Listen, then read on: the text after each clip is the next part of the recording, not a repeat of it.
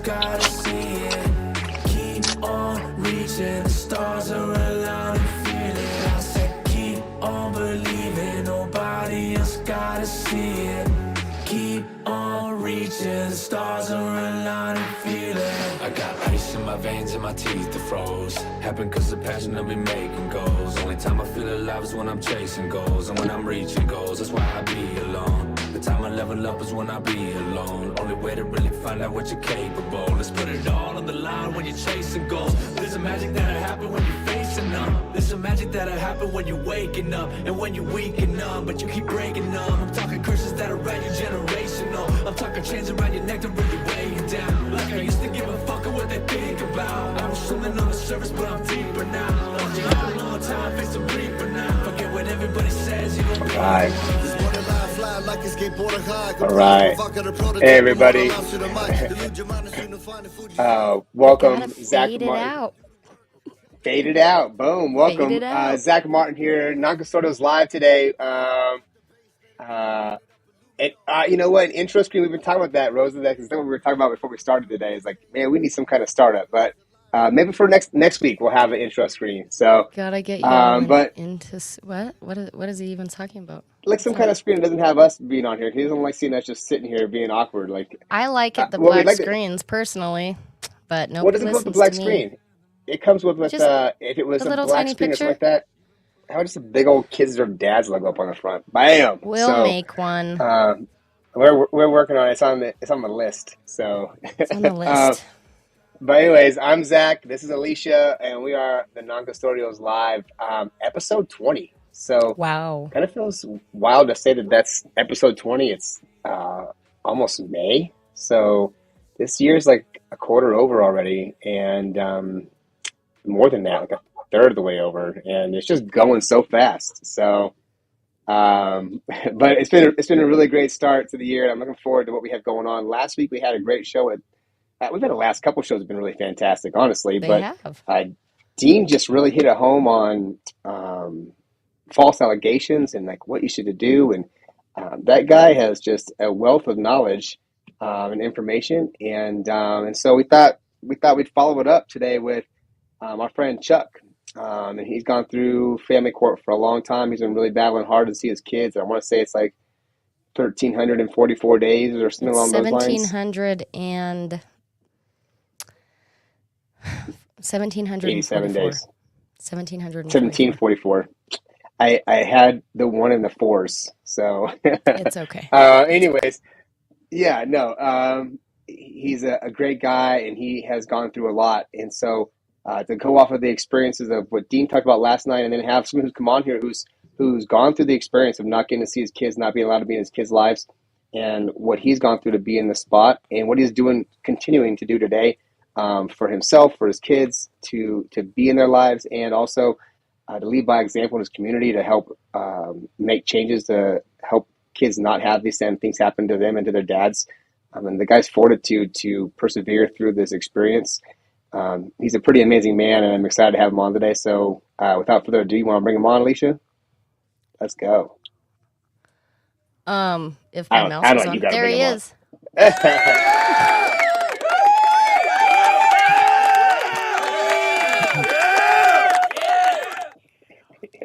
What's up? Welcome, Chuck. How are y'all doing? It's great to see you. And for the experience that you're... Sorry, go ahead.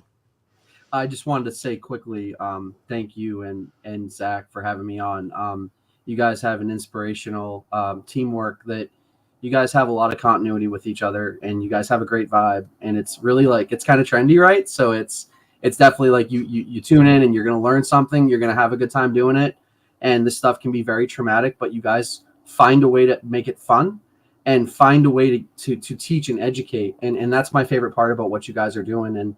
And I know it's Kid Deserve Dads, but, you know, for fit, willing, and able mothers out there, it's nice they have a platform too. And I love what Zach's doing on the father side, as well as you in the non-custodial live. But just like you guys are just kick-ass people that you just want fit parents. And I know it's dads, kids deserve dads, but I've learned that there are some women that had some struggles, and learning about your case, Alysha, I just want to say that, you know, you're a hero in my book and what you've done. Wow. So to you both, to both of you, Don't go that far. thank you for giving me the opportunity to come on with you all tonight. I appreciate you guys. Well, we absolutely appreciate you being here. And what I was going to say right before was, we try and have fun and be positive about it, but you seem to always have a smile on as well, even considering your experience. And so that says a lot about your character and what you're capable of. And so it's good. Appreciate that. Thank you. Yeah. I do the show with Alysha because she is so amazing, and I've known her since my son was like, let's just embarrass the hell out of you today. But since my son was like 1 year old, and we got to hang out it was in a big green building because they were working on the Capitol, spending millions and millions of dollars fixing the Capitol up. And Alysha and I got to go and hang out and spend a lot of time together working on changing some laws in Wyoming. And He was one? He was one. I know. Okay, Yeah, well, he that was makes one. sense. Wow. Yeah, you Yeah. had him, and I had two of mine, and one was pretty Yes. much a newborn. It was pretty cool. A newborn. Yeah. All right, Brian, let's like to hear. House filing 3204 passed the Minnesota House last week, 129-0. So it sounds like Wow. pretty much unanimous. Wow. Yeah. Wow. So anyways, yeah, no, I think, Chuck, a lot of the sentiments that you gave for Alysha and stuff are felt. Like she said, you always have a smile on your face. You've gone through some really difficult times and stuff. Let's start off like kind of talking about, let's start about your family. How many kids you got? Yeah. So I would just ask in advance that, as I answer each one of your questions, I may get a little emotional, and that's okay. It's okay for men to cry.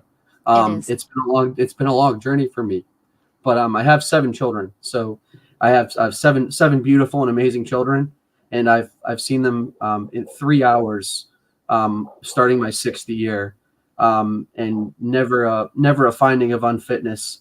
Never criminally charged, never even under suspicion of a crime.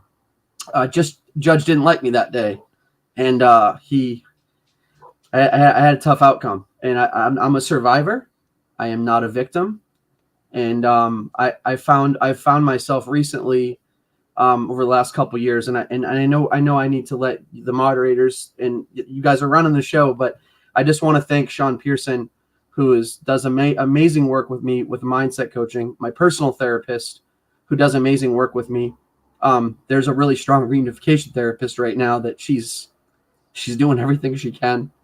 And there's a lot of people on my team, so I can't go forward without them. I mean, Dwayne with Pissed Off Parent, Robert Garza with the legislation he's passed. These are people that I can consult with, and it's Zach, yourself.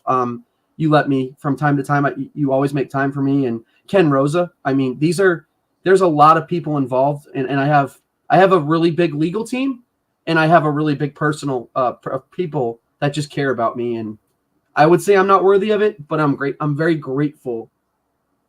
I'm very grateful. That's a good shout out for everybody, and it's absolutely fine for. And you're pretty cool too, Bullock. I just don't know you, so I don't know you that well. You're pretty cool too. I just don't know you. I just know you're a mom. And I know you don't like it, but you're a hero. I mean, really. I mean, you have 7, and you have 7, and I have 6, and so I don't meet very many people very often anymore. That. So during the show, I can literally one up you. Yes, the entire one. Yeah. I have one more kid than you. A great group of people and that kind of stuff. And I think you sell yourself short because these guys wouldn't be around you, and these women wouldn't be around you supporting you for this long to help you through this cause if you weren't worthy of their love and their care and support. And so you're more than worthy, my friend. So Yes. Thank you for the kind accolades, and I'm sure for everybody else who you mentioned, they thank you also, and they're blessed to get an experience with you and support you through these hard times. And I think one of the things you talked about that Sean's worked on you with, and I'm going to put a plug for Sean because next week Sean will be on the program following it up. And I think some of the things that he's going to talk about next week are going to be really fantastic. But one of the things that you mentioned was that you're not a victim, that you're kind of surrendered to this experience, right? I'd love to hear you talk about that surrendering, about how years ago you weren't surrendered to it, but that you have come to that acceptance of what it is, right? So, Can you talk about so I that? Yeah, and honestly, if there's anything off limits, I just say, hey, I don't want to talk about that. But I'm open to talk about anything that, um, and if I don't, I know my boundaries. I'm okay with telling them. I know you'll respect them, but yeah. So I was very angry, very angry, and more angry and more angry, and then I learned that what I was doing wasn't working. Um, you know, I might have been getting victories in the courtroom, but they weren't victories as it results a path to physical time with my children. A lot of judges that took on my case in different levels were like, whoa. And like, I'm in there, like, you got to, I'm like, and I'm very resilient. And I am, I'm tough. And I'm not making this like, kind of threatening. Just like it's going to have a hard time. You're going to have your hands full. So just, I think where it shifted was my attorney was like, one day he's like, I can give you $12,000 back to you. And like, we can just be done with this. I said, oh no, I want the order that's going to hit her with fraud. And in my state, for the first time that I've ever heard of, child support got turned into fraud. I got that victory. I have a civil order of fraud, embezzlement, and unjust enrichment for $25,000 against mom. Wow. And that was my victory. And then 3 more years went by and I got 2 hours of access. They are not accustomed to, and I have exceptional attorneys. I have exceptional experts. I mean, they are the best of the best, and they're all rowing in the same. And then within our community, I have the very top people in our community are like, they'll give me suggestions. So what kept me going to where it shifted was I thought that was the Super Bowl, and it was for Virginia. It's never happened before. How did that work for seeing my kids? Got me absolutely nowhere. And how do you think that judgment went when I went to enforce it? There's that crazy dad that we gave him the order. We still won't shut up. And they didn't enforce a single penny. Rather than focus on that, I said, I've got to have a path to the kids. And Sean came on board at that point and was like, dude, we need to kind of go back to the basics. And we need to find a path here. And he asked me a very simple question. What's your goal? What is your goal? Do you want a pound of flesh, or do you want a relationship with your kids? And you really have to make that decision. And I don't want to take away all Sean's amazing content next week. It's because he's worked with me extensively. I will leave it at, he's worked with me regularly. I don't want to make him we work together. I'll leave it at that. But I just will tell you that you want the flesh, or do you want your kids? And right. you have to make that decision. Right. So that I don't know. I feel like I don't know if that answered your question. I feel like that totally answered the question. For me, surrendering to the experience was a very difficult and trying experience. It took me a long time. It took me years also of going through it, of the anguish of like, I want to be with my son. I know how amazing of a dad I am. I know how much I love him, how much I have to offer to him, and also that what's happening is not okay and it's not right. And then allowing myself to be comfortable in it not being okay and not being right, and that I was still going to keep trying and keep working towards it, but that I could be here right now and I could just be in my life and find some solace and some peace, and not be on high alert and high energy, and release all that angst and anxiety and anger and sadness that I felt. I mean, I still cry. I cry. I picked my son up today and took him to school today, and I dropped him off. His mom was sick, so I got to pick him up today, and she had him all weekend, and so she couldn't take him to school. And I dropped him off, and I like, as he was getting out of the car and stuff, I started getting myself choked up, and like, it even in like 3 days apart, it's still there, and I still just cherish that, and I wish you had it. And I got to tell you, the pain of having, the amount of separation I've had, And you get those stories where it's like, oh, they did something. Oh, you're a mom. You did something. Oh, Yeah, you're you had to dad. have done something.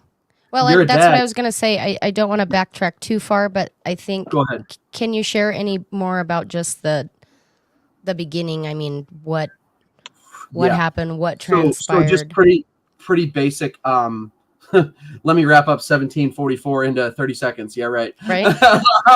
Yeah. So mom and this guy, not the physical violence started where she was physically violent, and of course we're men. We can handle anything.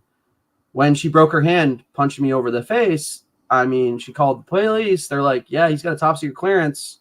Like, you assaulted him. Like, you're calling us because you broke your hand, punching him in the face.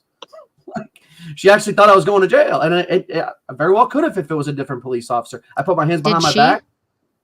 Oh, no. So during the journey, she had, and I stammer when I get nervous. Sorry.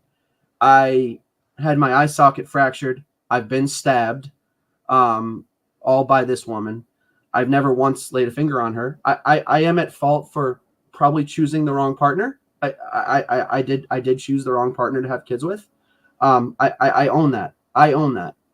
But I didn't ask to watch my children get shaken. That's been proven, and she's admitted to it in the parental capacity evaluation.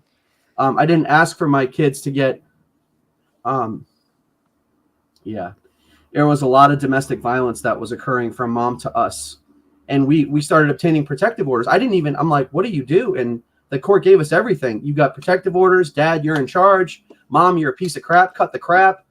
And they wouldn't put her in jail. So she started saying all these things lied about rape, lied about me molesting my kids, lied about just all these. And these are all in court transcripts. These are all on psychological.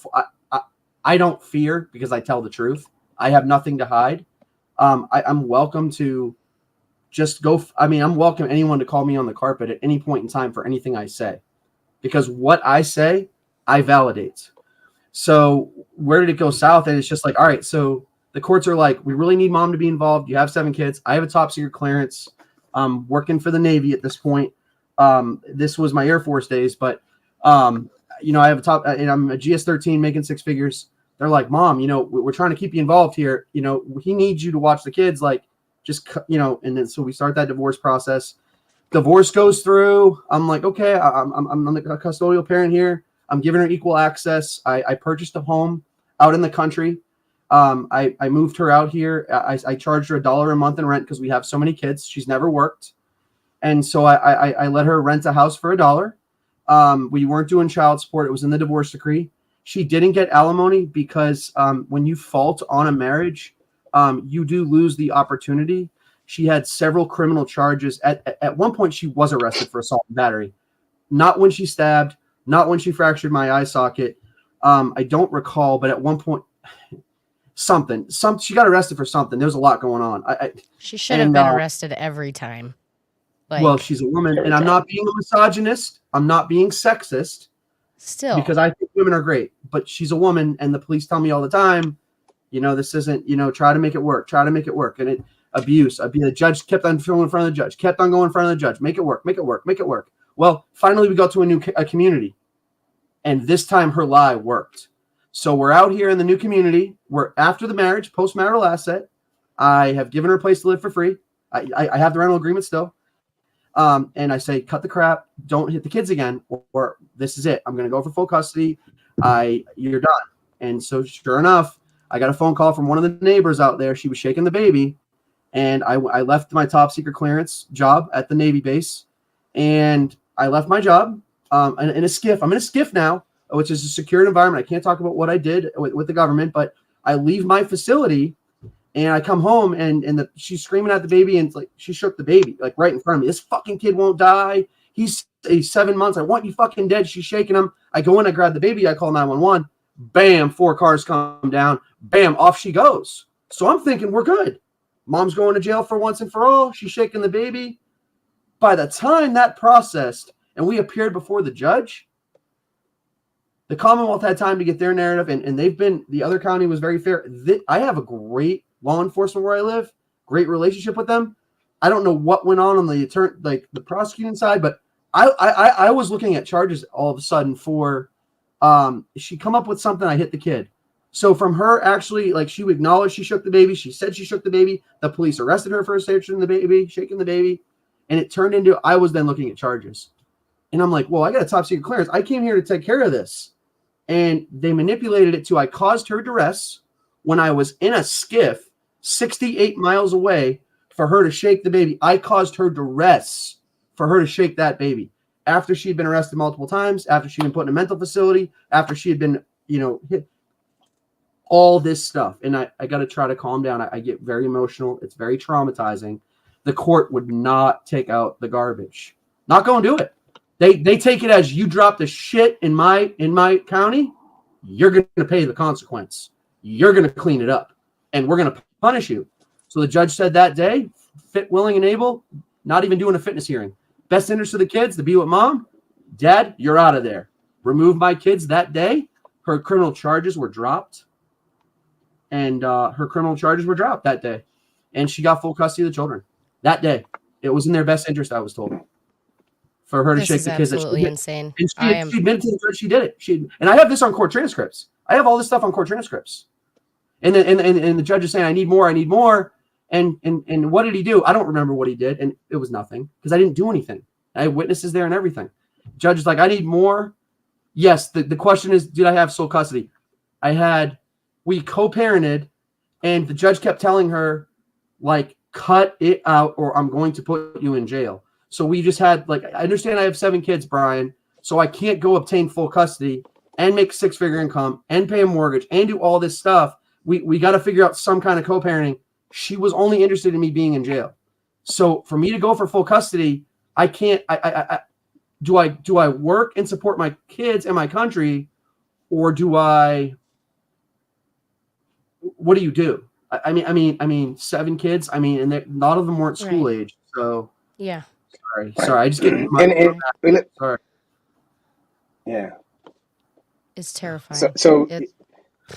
I'm sorry. Right. And to go from, like, being in that spot where you have all this time and this access and stuff, and she has a record and history of doing these things.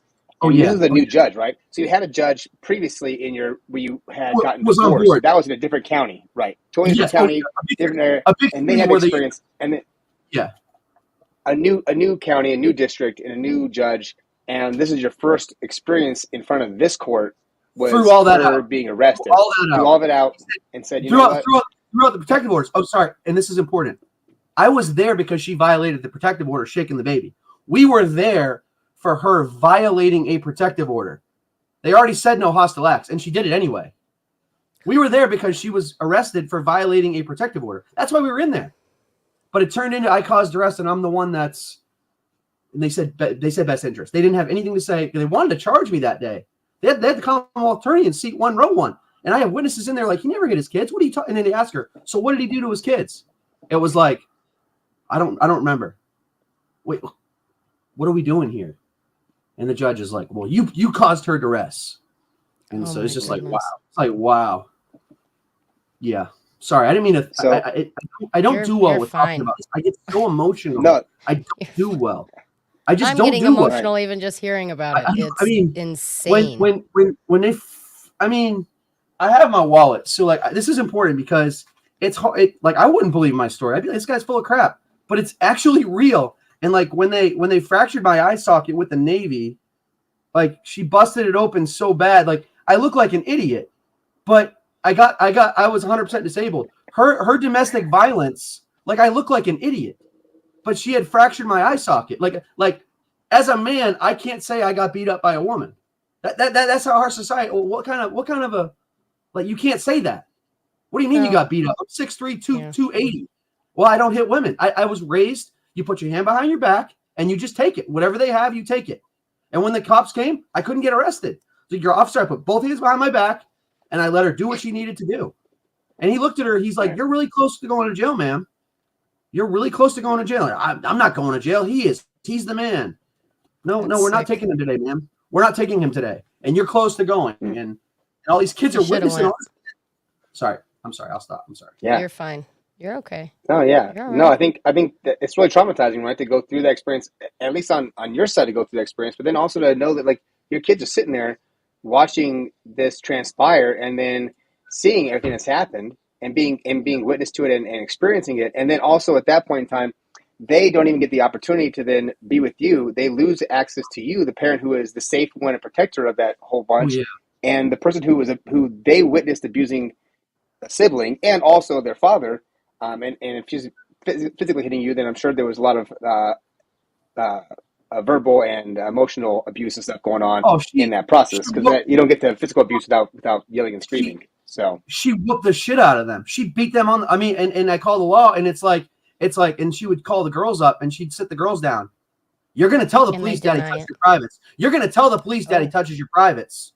And they said, no, mommy, he doesn't. Bam! Slap him right across the fucking face. Slapped him right across the face. Wow. You're gonna tell the police daddy touches your privates. And she would physically assault them in front of me, and they would be crying.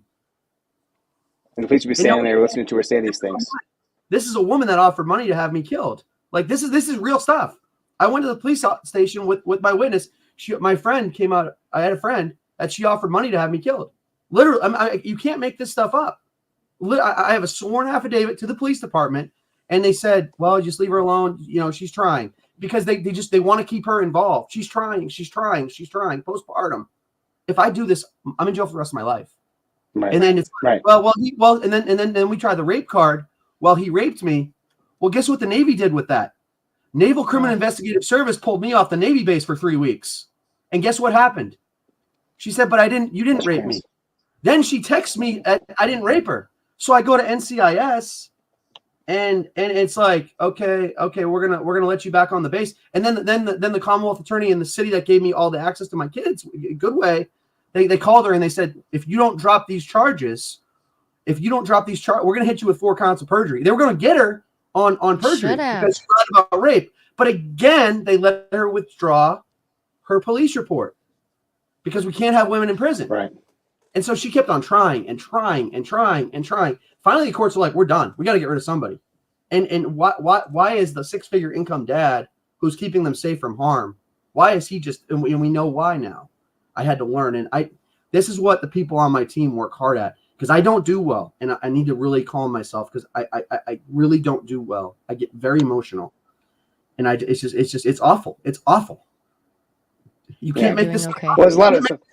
You can't make this shit up. And I know I'm not supposed to swear. Yeah. Sorry. I can't make this up. It's okay.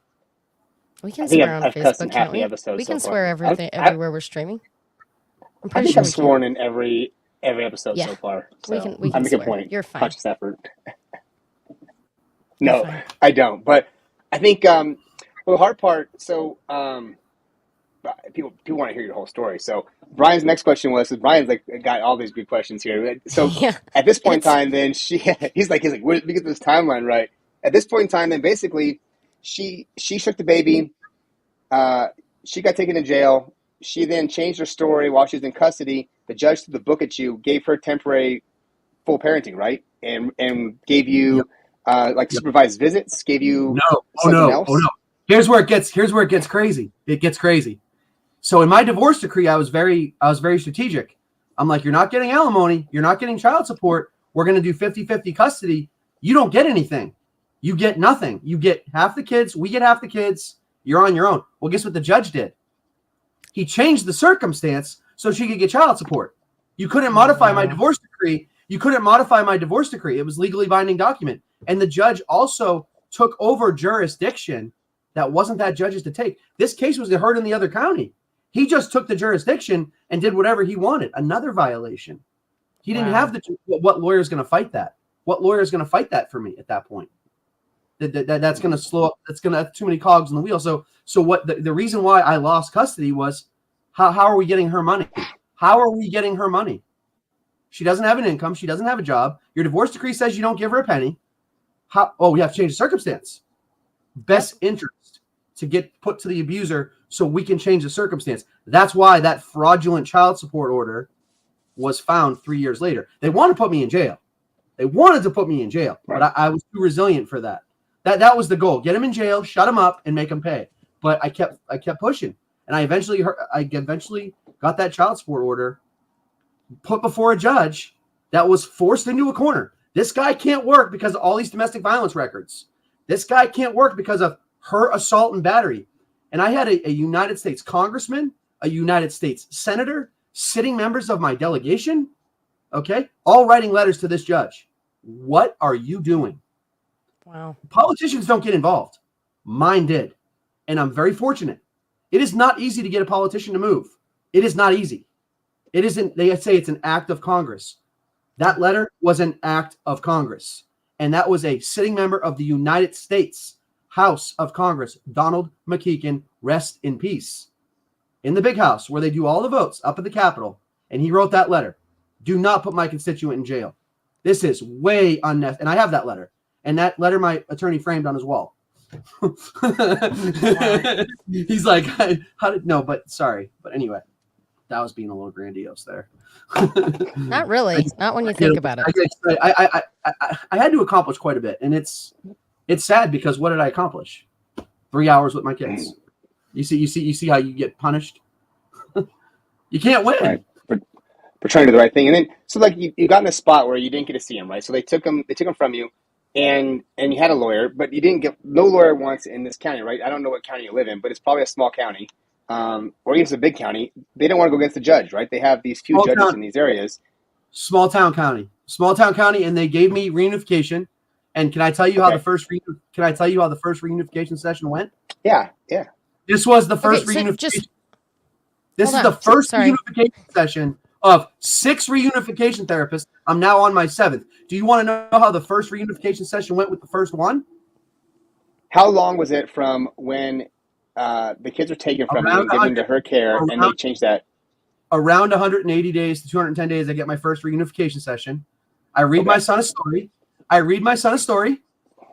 And she doesn't realize, the mother doesn't, it's virtual because we have COVID. It's all virtual because of COVID. Oh, and she doesn't realize the camera's on. She doesn't realize the camera's on. And my son goes, my son loves Pete the cat. Do you want to know what mom did after I read CJ, my son, the story about Pete the cat? On camera, reached back with her right fist, fucking knocked him out. I told you not to fucking talk to him, and laid him out flat. Laid him out. I mean, locked him on camera in front of the therapist, in front of me, live on the camera, and I didn't have it recording. Do you know what happened when I reported that to my attorney and it got before the judge? It wasn't in my best interest. It wasn't in the children's best interest to do reunification. So they terminated reunification. What did the therapist say? They didn't call CPS? So the therapist is one of the judge's arms, and that therapist gets a lot of work from that judge. And that therapist, I reported to the bar to have her license reviewed, and she did not make a report. She said it wasn't in the children's best interest to have a meeting with her dad, and she says she didn't see it. She says she didn't see it. And that judge gives her a lot of work. That therapist makes hundreds of thousands of dollars from that judge. Right. It's insane. So she laid him out in reunification. That's assault. But we're talking about crimes here. That's assault. Right. That's not parenting. That's assault. A closed fist to the face in a therapeutic session, court ordered. I don't know how you do, but we ended. That was the first time of many times they ended reunification. So you've had 7 reunification therapists, you said. So that was the first one. 7. That person. Therapists. You had a GAL at that moment too, then, right? You had a GAL appointed. He was that GAL at one point in time. Let's talk about that GAL. That GAL had a report because we came out of court one day, and the court got. This is where I think Bullock's gonna like this one. Oh, so we get out of court, right? And we're in court, and I'm ready to go to jail. Well, guess what the Social Security did right before I was going to go to jail? They said, you're 100% disabled. So guess who doesn't have to go to jail? I don't, because I'm 100% disabled. Guess what happened when mom found out the news? You guys want to know when mom found out the news? What happened? Oh. Mm-hmm. I'll kill these fucking kids before you ever see them again. And guess who heard that? Law enforcement. Guess who else heard that? The courts. Guess what happened? The kids got removed again from the mother. Oh. they've been removed from the mother multiple times. And I know my story's all over the place. Guess what happened when the kids got removed from the mother? We got sent back into court. We got sent back into court. And now they're in a different state. Apparently, they let her cross state lines. Divorce decree doesn't say they can leave the state, but they let her do it. We get back into court. My witnesses get up there. You know what the guardian ad litem did? You know what the guardian ad litem did? When they removed him? Sorry. Go when ahead. they removed him, they didn't give you access? No access. The boyfriend got the access. No. So when they don't do that. Nope. And that's an important thing to talk about. That's an important thing that happens all the time. That dads, when the moms lose custody of their kids, they will give the moms reunification and stuff and that time to get back with them.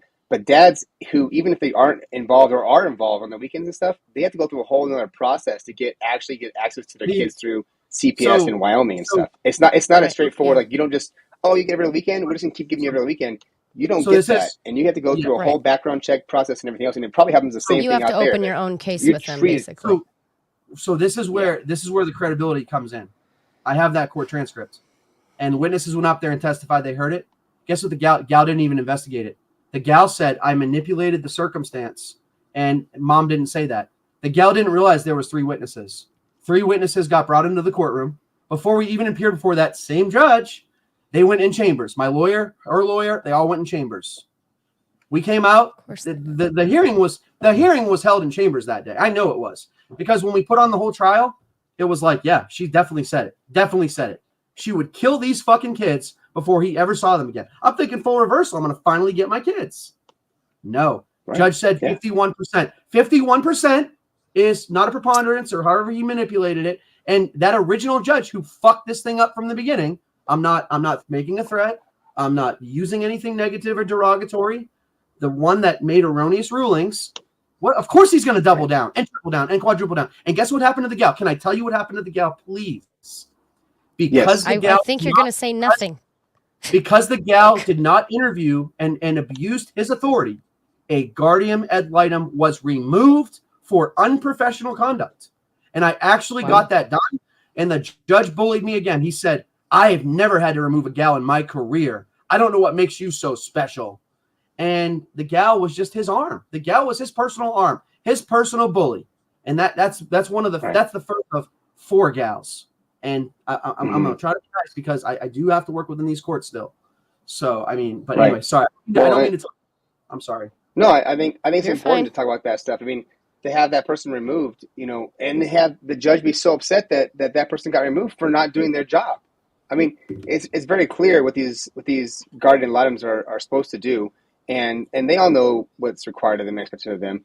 And to have one go out there and blatantly not follow the rules and stuff, and what they're expected to do is just, it's awful. And you hear about it all the time. It's not like this is like the first time. And it's going to be the last time I think you talk about a guardian ad litem not doing their job on your case. And I hear about them all the time from dads that call me from around the country talking about the guardian ad litem didn't do the interviews, didn't do the stuff, just rubber stamped the original decision that was out there. And you would think that they had no idea of all the circumstances that happened in the case. Like they didn't read through anything. Yeah. They just had a plan.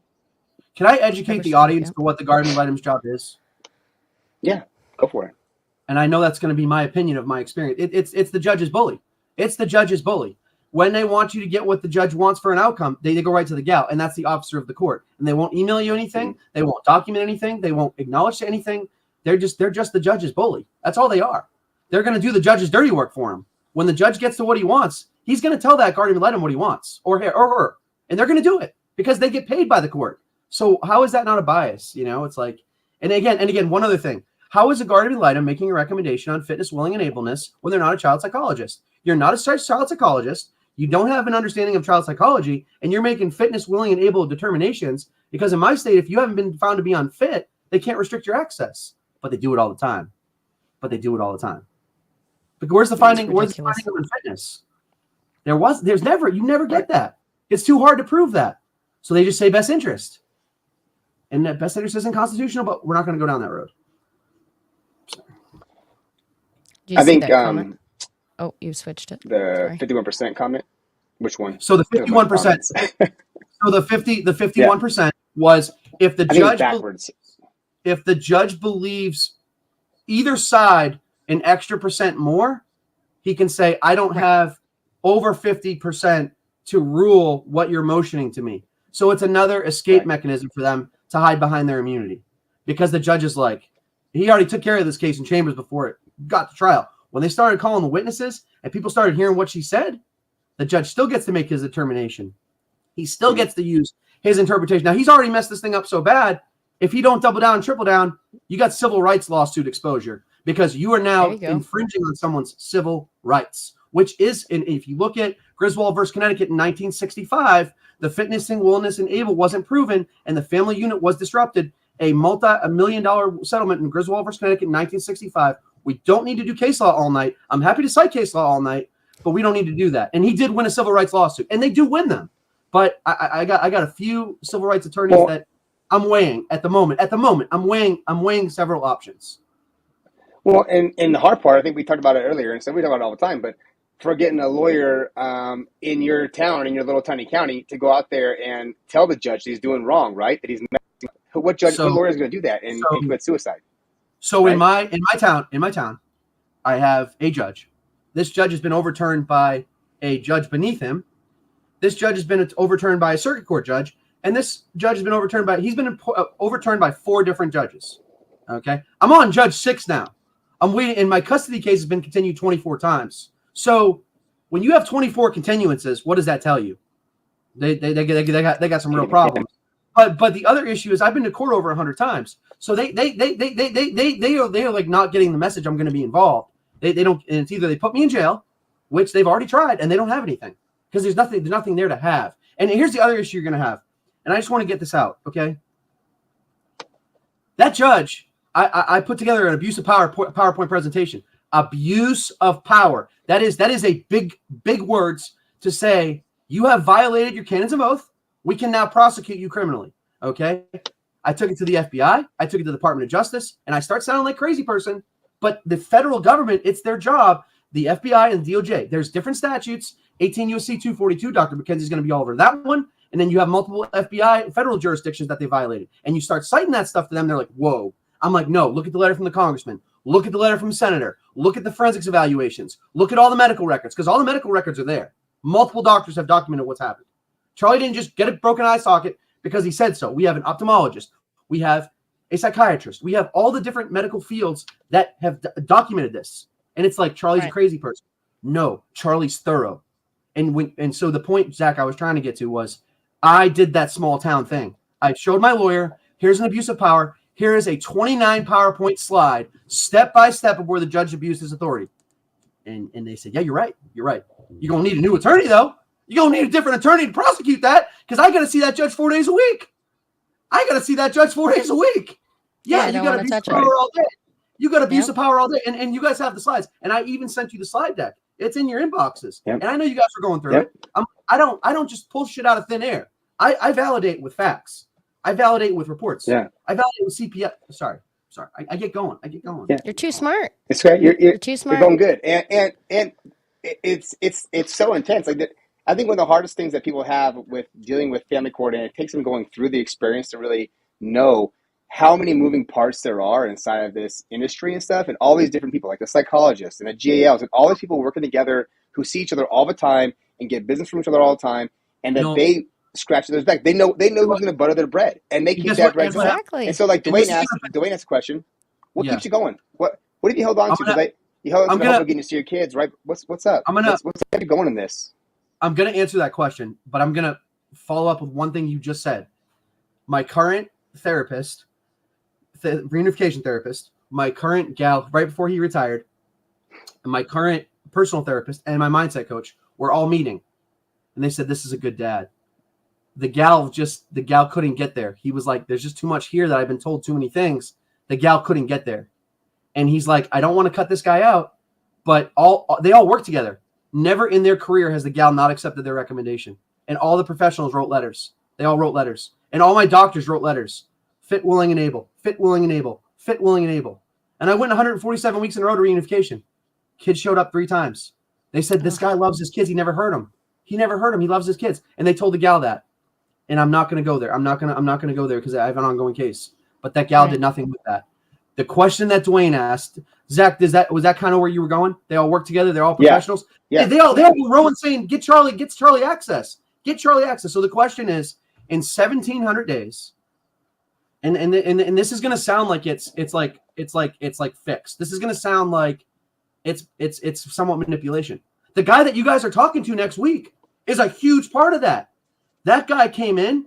I had suicidal thoughts. That guy came in. He's like, okay, that guy, Sean Pearson. That guy came in and said, I'm not quitting on you. And don't quit on yourself. And he's an Air Force veteran, and I served my country at one point in time in the Air Force as a civilian. And he said, I'm not in the Air Force. You have integrity, service before self, and excellence in all you do. It's your core values. He's like, what do they say in Top Gun?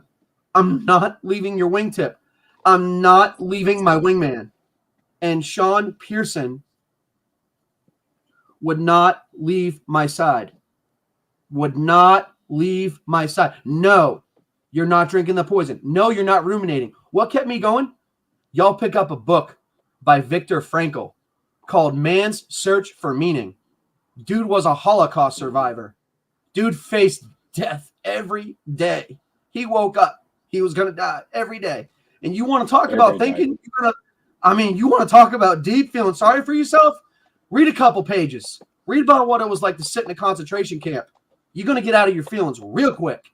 And Sean Pearson recommended I did that. And what kept me going? This is where it really turns the corner. Crazy person Charlie turned into loving community Charlie. And this is where my heart's at. I'm in an underserved community. These people are left out here to rot. They survive off food from, and I'm not putting these folks down. There's some wealthy folks, very wealthy, very affluential, but there's a big portion that isn't, not affluential. I said, oh no, y'all are not going hungry on my watch.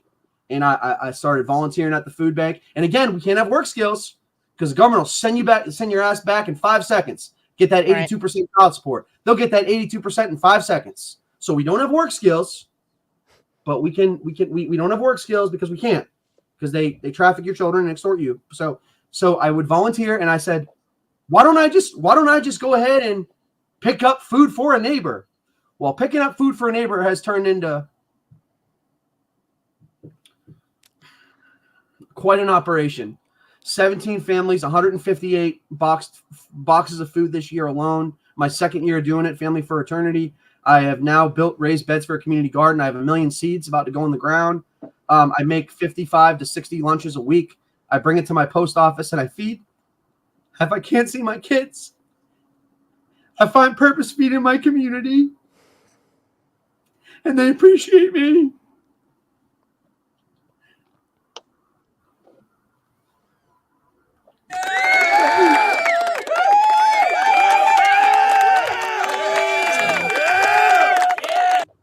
Sorry. And I sound like an idiot. I sound like an idiot. You're not an idiot. You do not. Absolutely not. I mean,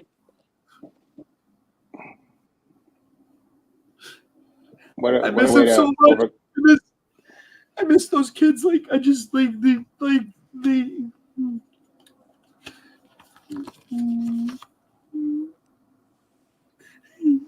I miss them every day.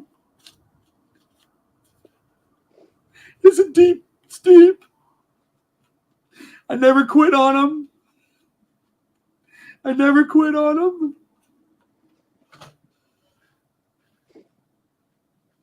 think they know that. I hope they know that. They say it's the worst case alienation. They say it's the worst alienation case of their careers, and they don't know what to do. All the experts say it. It's the worst case they've ever seen.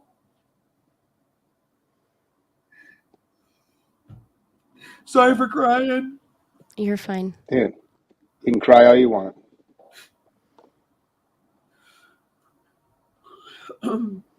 But my community loves them, and I love them. My community loves me, and I love them. And getting rescued. You're doing an amazing thing.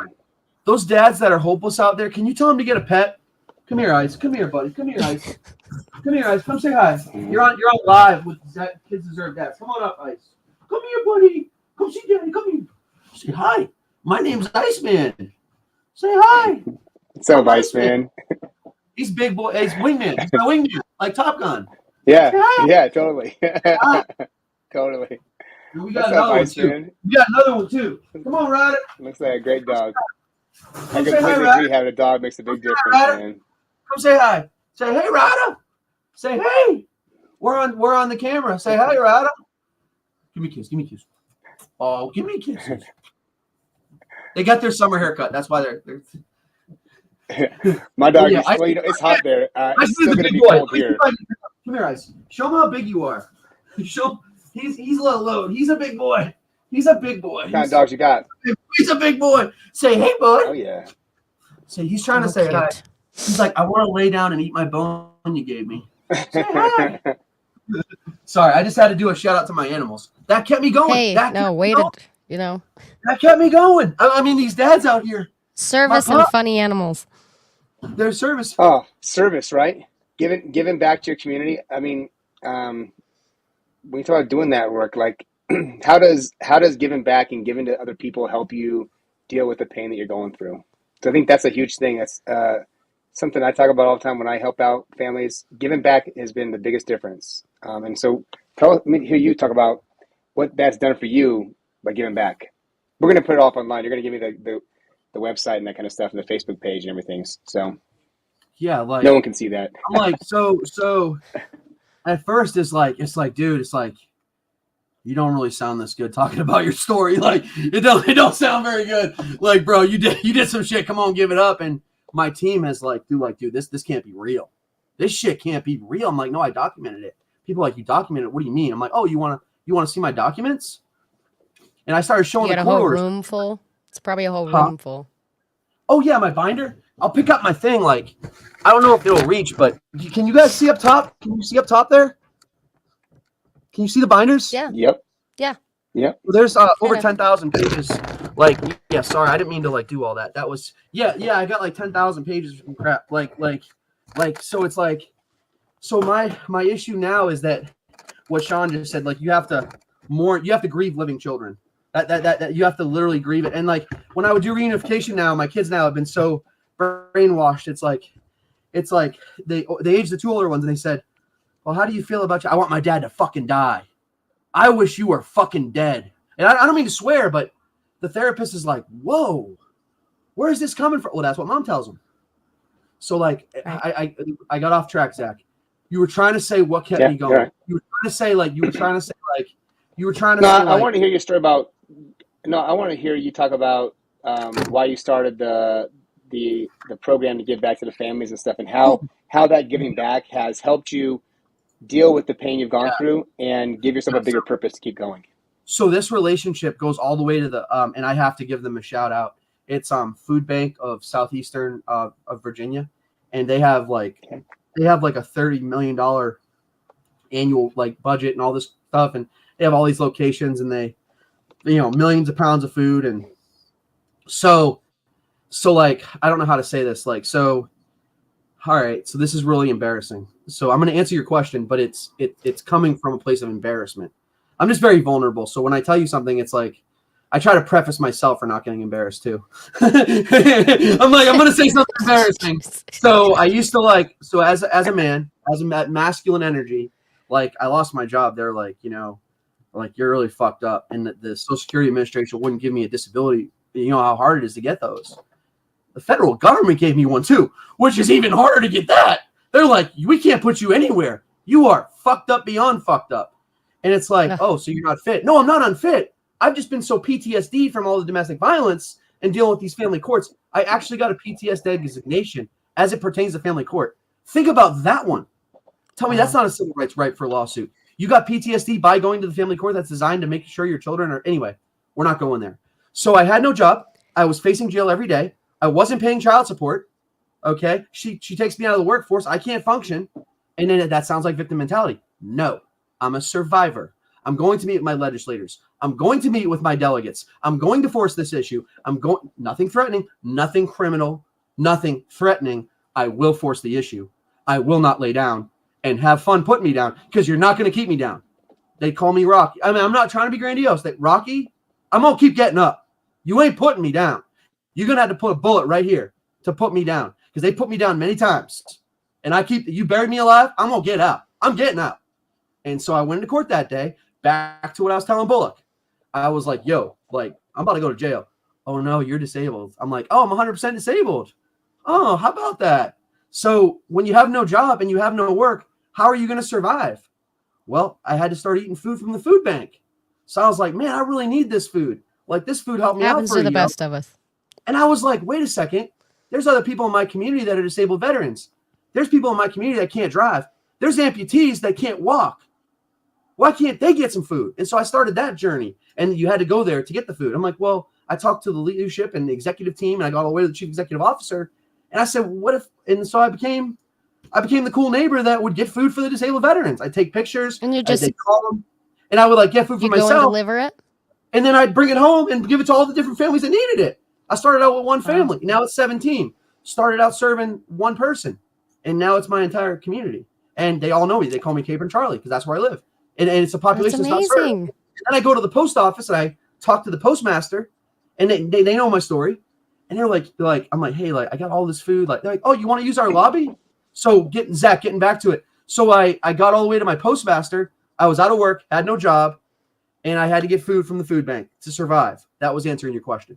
So so I was telling Bullock. So then I start finding out people in my community need food.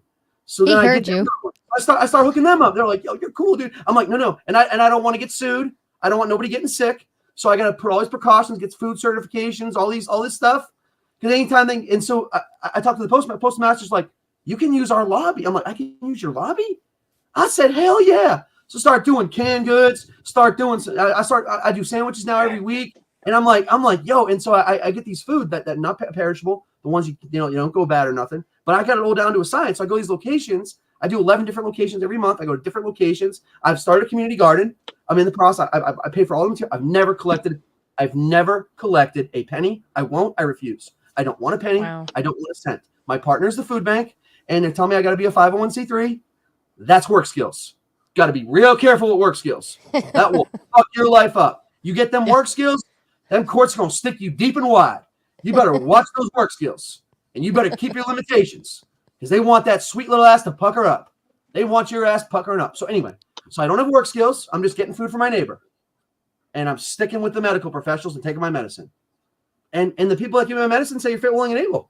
Huh? How about that? The child psychologist said you're not a danger to your kid. How about that? Huh. We get all those letters to the gal. Oh, I don't. Whoa. I don't know about. We need to slow roll this. And so, on a good note, after feeding all these people, they're awesome. They're like, yo, I don't like this. They tell me what they don't like, and I get spoiled food. So guess what I do with the spoiled food?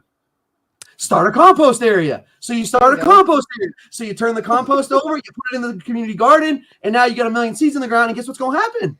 People are going to pick their food right out of my yard, literally. Wow. So from the pile of the judge's shit to the compost pile to their food table. Think about the irony there.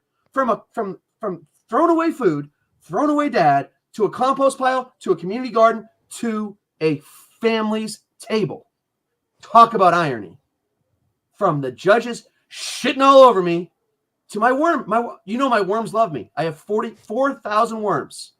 I have 4,000 worms. I have my worms love their potatoes. And then in the food bank now, they separate all the bad food.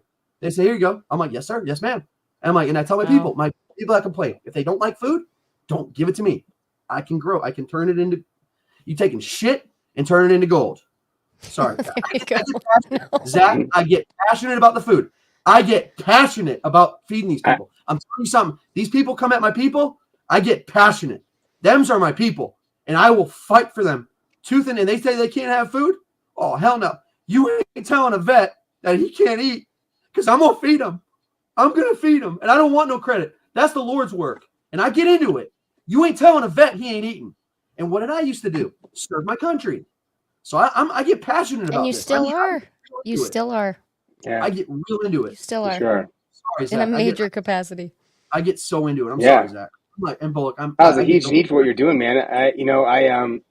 My neighbor's a vet, and I know a bunch of vets and stuff, but just some of the things with going to he had cancer and needed help going to get his cancer treatment and stuff, and there's no services to help vets get to go to the Yeah. place you need to go to get his cancer. And right, if you don't have the ability to get to the food bank or to the church where they're serving them at and that kind of stuff, how do you get those things? You know, and it's something that unless you're in that position, you don't even necessarily even think about it. You're like, somebody's already taking care of that, right? Like that's the thing that's being taken care of because these guys are amputees or whatever the problem might be, and Yeah. they need all this help, and they're going to be there's the services are out there. The VA takes care of all that stuff, and they don't, and these people are out there left hanging and starving. And the hard thing too and it's is pretty they'll be incredible. they'll be like, Chuck's a crazy Briar person. Chuck, my new They'll be like, Friar nickname. Chuck. I love that nickname. I've Friar never heard Chuck. that yet. And Friar they're Chuck? like, Oh yeah, Friar actually, Chuck. I ran for class president in my college. This is a true story. Okay. And do you want to know what my slogan was? This is a true story. In Let's college, hear it. my undergrad. It was what the fuck, vote for Chuck. And I won class president. That's a true story. I played college baseball. I had it on my teammates. I played college baseball. And Zach and I got that kind of bro thing going on. And my teammates were carrying their backpacks. We had some, we had some natties because we were poor. We had a 12 of natty ice for $5. We had natty ice for $5. 30 And I had- stones. It was what the fuck? Well, you don't want Keystone Ice now. That's gonna hurt. You can't be playing with no Keystone Ice. That's gonna leave a mark on you. Anyway, but it was $5 back then. They said they all carried a backpack. What the fuck, vote for Chuck? And so I was class president. I mean, I was a leader. I worked for the governor of my state. I interned with the governor of my state. Like I was a leader. I don't say that to look You for still credit. are. Like, oh, this is great. Like this is how great Charlie is. No, I'm just one of everybody. I ain't nothing special. But I love my community. And That's I good don't to really do. And I don't interview well. I don't do well in these. I get into Really? it. That's a crack. I think you're doing just fine. I'm Yeah. trying. You're doing wonderful. And I don't shut up. Too. That's my Absolutely other problem. wonderful. And I don't ever shut the hell Hey. up either. That's good. But no, you guys are so patient. Thank you both. Like you guys are so patient. I'm sorry for not shutting the hell up sometimes. You're fine. You're doing great. You're doing This great. is your space. Is there questions? Because I'd love to help some of these dads out. Any of these dads got like I'd love to help. I was just gonna ask about A lot that. of people talk going through a lot of the same experiences and stuff, and people talking about going through it. And I'm having some camera difficulties over here, some real serious ones. Yeah, you are. I don't know what's going on, but hit me with whatever they. I mean, hit me. I can handle a lot. I think most people just making comments about your experience and stuff, and most people are asking about, talking about just It's being a proud of the lose-lose. stuff you've gone through and everything. Yeah, I think one of the questions that I saw earlier was a guy that's somebody who's going through, and I didn't make a star on it, so now I got to read through to find it. But that he's going through something really similar and stuff. And Did you see what Dwayne said? Dwayne Ward? Well, I saw a lot of things that Dwayne said. Yeah, which Oh, one? well, this Which one comment is by Dwayne. this one. If only we had 1,000 more parents with this kind of passion. That's what he No said. doubt. I can And tell that you is that true. of the parents I've talked to in the different states, of the parents I've talked to in here you different continents, of the parents I've talked to in the different continents, I didn't quit. Okay, y'all don't either. And I will pep talk any one of those. Look, oh, I only got 4 days, Charlie. Up. I only got, man, I didn't see my kids up, Charlie. I get it. Trust me. I have a very small space that I can work with, but I help every one of them, and I tell them, I don't have a lot of people I help, not intentionally, but if someone reaches out, because I do get people to reach out, and I don't quit on them. I don't quit on them. I said, I'm not going to quit on you, and look at what I've been through. Try 3 hours in 5 years. Try that, and tell me about your 4 days a month. Try 3 hours in 1,700 days, and tell me about your 4 days a month. Because I'm going to promise Right. you won't find a more fit, willing, and able parent. And I'm not saying there aren't fit, willing, and able parents out there. I love my kids more than anything in the world. They are my purpose. And I know I'm not, I know Sean Pearson in me is telling me you have purpose. You don't just make it about your kids. And I know what he's telling You me. got so much purpose. But Yeah. like, I'm not, Yeah, your I'm purpose. not. You're a great dad, and you got so much love. You know what? And I think what Sean will tell you with this is that your purpose is so much bigger than just your kids. It's who you be and how you leave an impact on this world.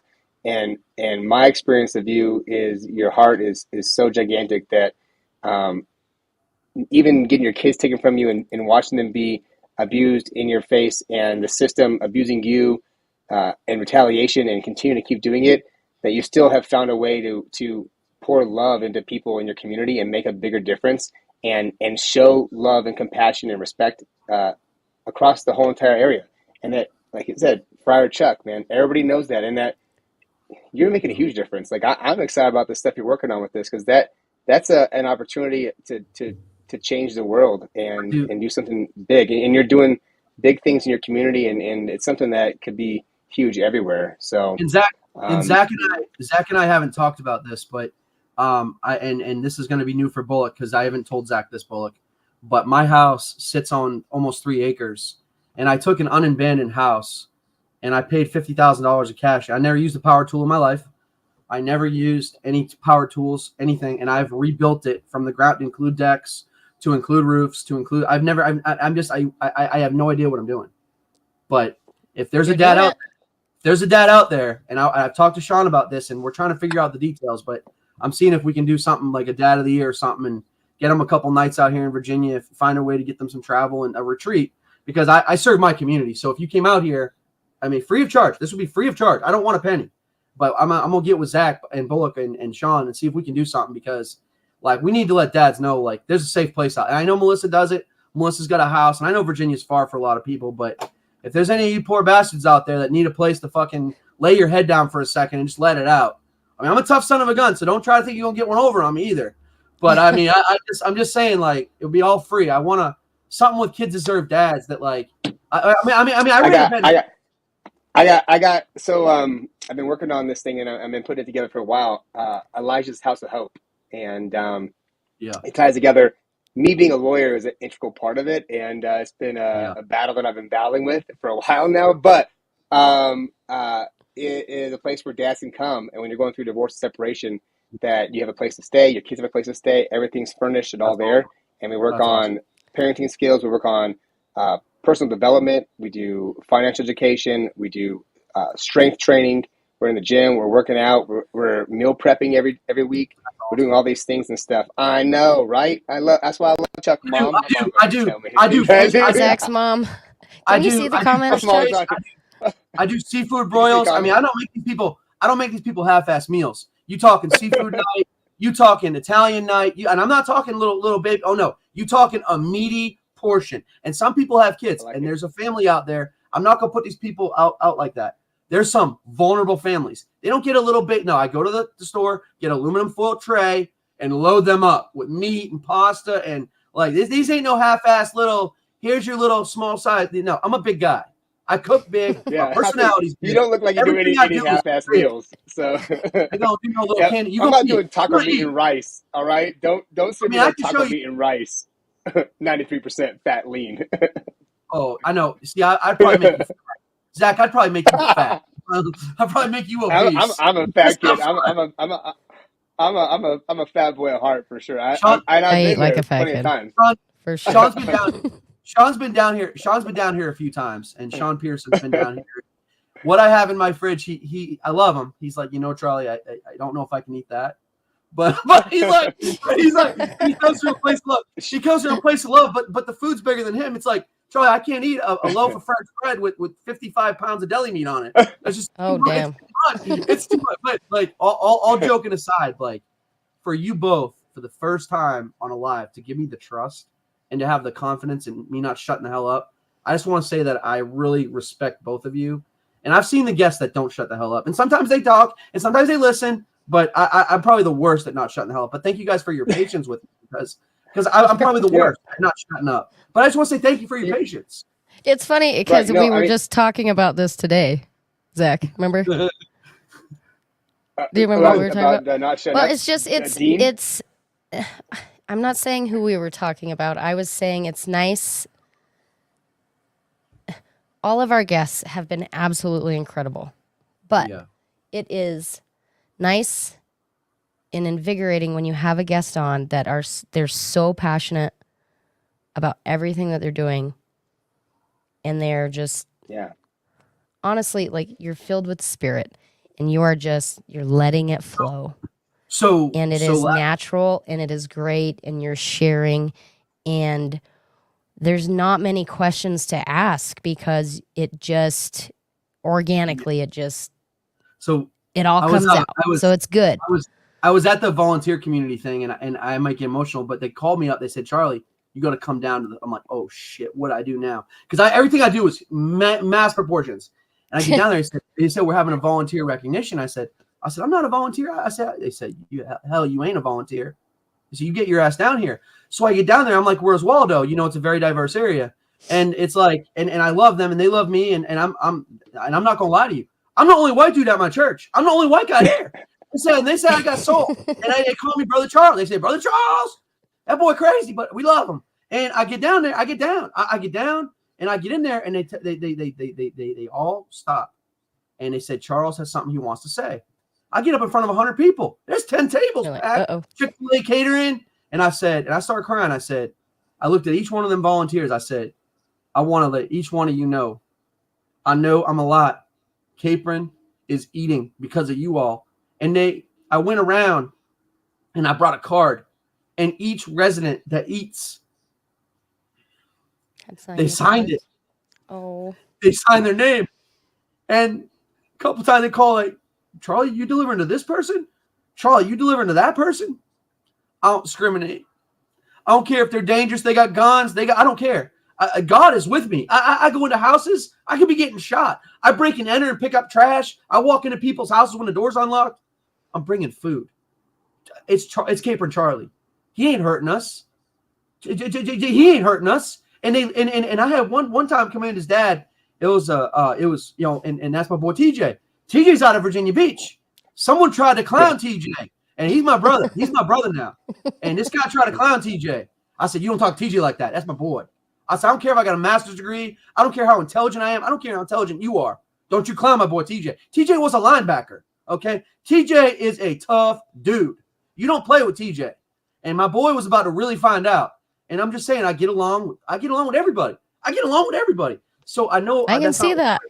What I'm trying to say is like, they recognize me, and I got to tell everybody, thank you. A lot of times they're like, yo, you ain't delivering to that. I'm like, the hell I ain't. You want to see pictures? And I take pictures. I got a ledger. I keep a ledger.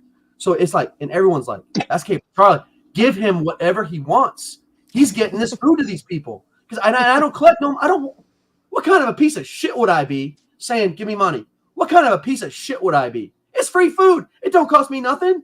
And then, I got to buy some bread. I got to buy some trays. I don't want to get paid. I want to feed, and I can't get paid. I don't have work skills. I don't got no work skills. And they don't know what to do. What are you doing with me, Zach? What are you doing with me, Bullock? We can't send him to work. We can't keep him away from his kids. The dude's like, we keep knocking him down. He keeps getting up. It keeps going. Sorry, I know that's too much. Too much. No, it's what do you do? Incredible. I get so into it. I get so into it. My lawyer calls me. My lawyer calls me the hype man. My lawyer, I feed all those guys. Every year I bring them a Christmas gift. I go through the whole calling you every morning when I get up. Like I'm gonna start calling you every morning. You pumped up to go for the day. Let's go. Get in the gym. Yo, so you want to hear something funny? Take a guess what I got my lawyer for Christmas. Take a guess what I got my lawyer for Christmas. And this dude is awesome. I have an awesome lawyer. I love him. Take a guess what I got him. You're gonna love this. A coffee cup. It's a mounted. He's been a lawyer for 22 years. He's in the 1%. He's got all those AVO ratings, all those special letters. He's got all of it. He's like fucking guest speaker, lecturer. He is the lawyer of lawyers. He is got a law firm, 6 locations, 25 people on his staff. And I brought all their little Christmas gifts. What do you think his Christmas gift was? It's mounted behind his desk. It is mounted behind his you gave him the letter from that's somebody in Congress. But there was a real gift. Take a guess what the real. Okay. I don't know. What was it? So I'm intense, right? So you know this is coming.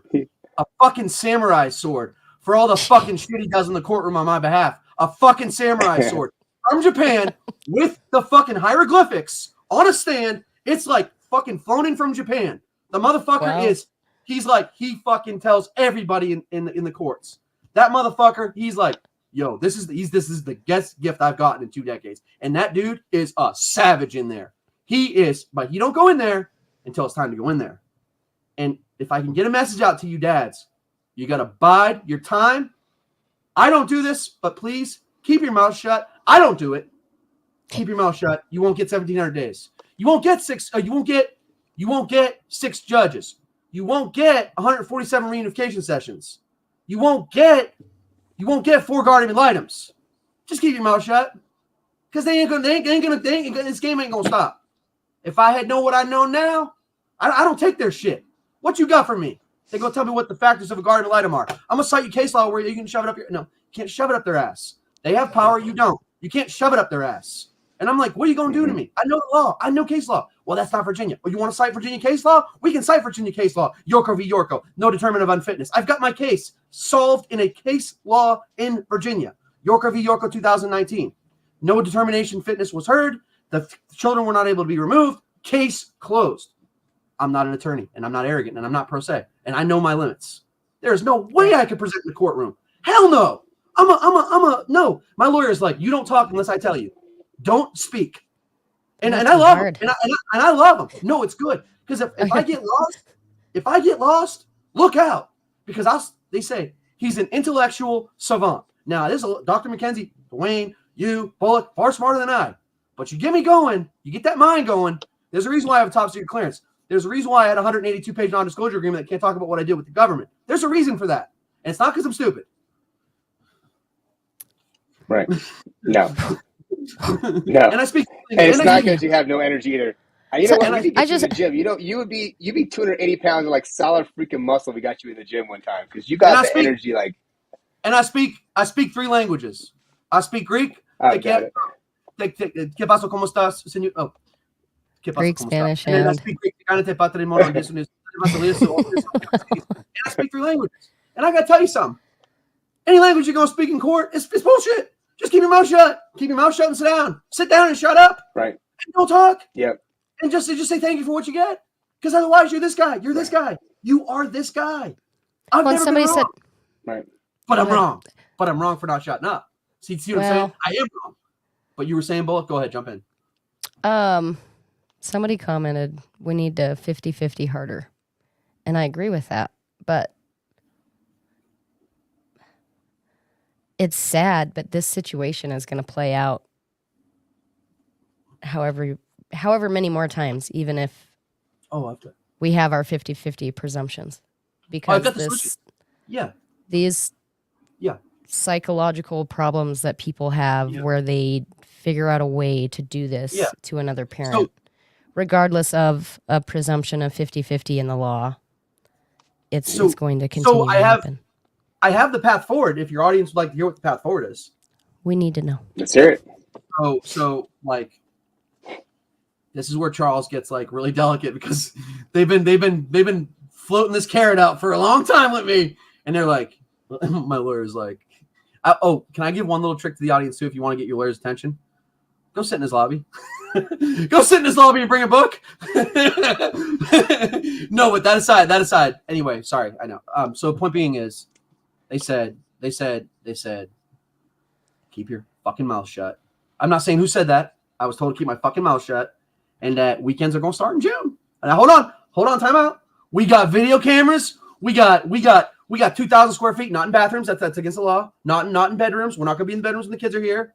I'm going to have someone staying with me. We've got live cameras. I've already tested the feed. They got 9 cameras covering every square foot of the house. I have to wear a body camera. I'll have to wear a body camera. It's very invasive. Because Mom, we got private touching, false allegations about that. We got false allegations about sexual molestation. We got this. We got that. Daddy did this. But you're going to do it because... No, the kids will say it. No, the kids will say it regardless of what happens or not. The mom. Well, I know, but you're at the point. You're like, no, I'll do anything. The experts have seen this for years. I did a PowerPoint presentation to show all the things I've done in my house. Another thing you guys don't know about Chuck Dizzle. This house was abandoned. This house had no running water. I sacrificed 6 months without running water. I had to shit in the woods. I had nothing. I had to put $50,000 down. My neighbors were like, I had to build a little privacy wall. Never did that before. I had no running water. Okay. Nothing's going to stop. I am going to keep going. You're going to have to put a bullet in me and put me down on the ground because I'm not going to stop. But the point being though is I took the house, right? If you guys go on Airbnb.com, you type in Cape in Virginia and you look up Pecan Country Hideaway Inn, you'll see the house, and I put it on B&B because I want to show the courts I'm fit, willing, able parent. So I can host people. It's not work skills. It's just a place for people to stay. So I ran a bed and breakfast successfully for 2.5 years. Had children staying there, and I live in the house. And people will still rent it. So when I had 7 letters of testimony about all the great things I do with their kids and all, court didn't like that. Court didn't like that. And then when I signed up to be a foster parent, I got registered to be a foster parent. Court didn't like that. When I got registered to do all these other things, court didn't like that. Said if I don't stop, they're going to terminate my rights. And I'm like, well, I don't know how this is going. But so I can foster children. I ran a successful bed and breakfast. I've taken this house and I don't do 7 beds. 7 kids, we double it. OCPS, we got questions, 15 beds. We don't have 1 van. We have 2 vans, not a 7-passenger van, 15-passenger van. You guys have concerns, I will remove them. We're worried about danger, let's put cameras in the house. We're worried about his fitness, let's get the experts on board. These are not easy experts you don't convince experts. They make their opinions and they render them.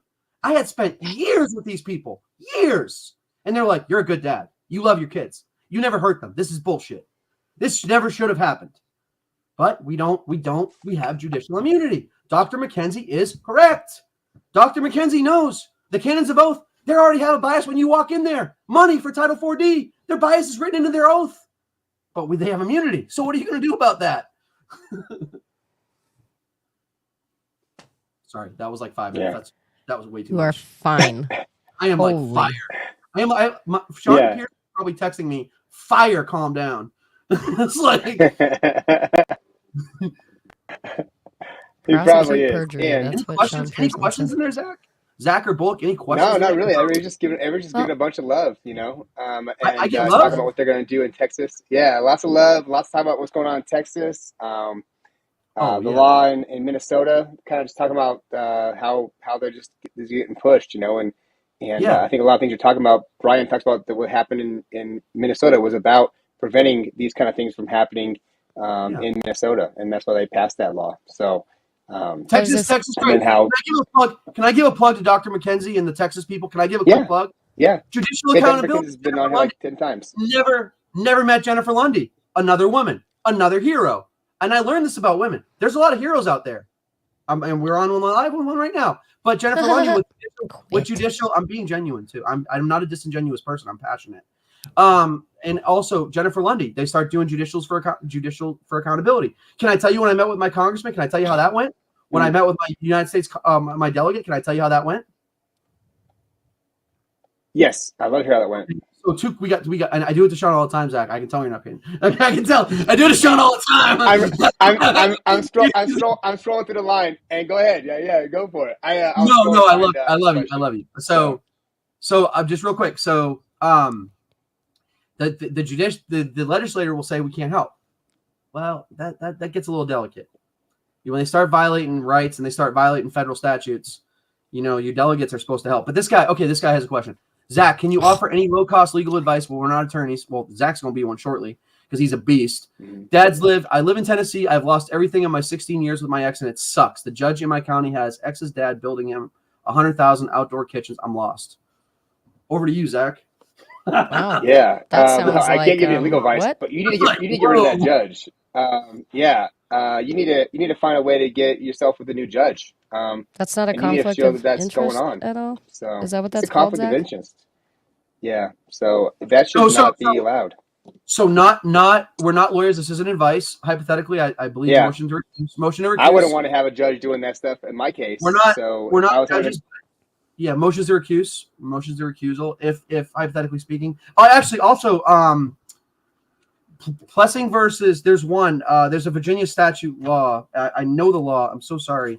I have it on one of my pages, but in 1978 there was a case study that an unlicensed layman can help any layperson that doesn't have legal education, an unlicensed layman. It's a 1978 statute, and it was actually founded in Virginia. I don't have it at my fingertips, but as an unlicensed layman that you're asking someone, we're allowed to. I'm unlicensed layman. I don't want to have them use the statute to put me in jail. But 1978 in Virginia, there's a case that says you can do it. But no, help. Get some help, man. And if you don't have a lawyer, read, learn your laws, buddy. Learn about motions. And I'm not making fun of you or downplaying you. Learn your laws and learn how to do motions for recusal. But I'm not a lawyer, and this isn't legal advice.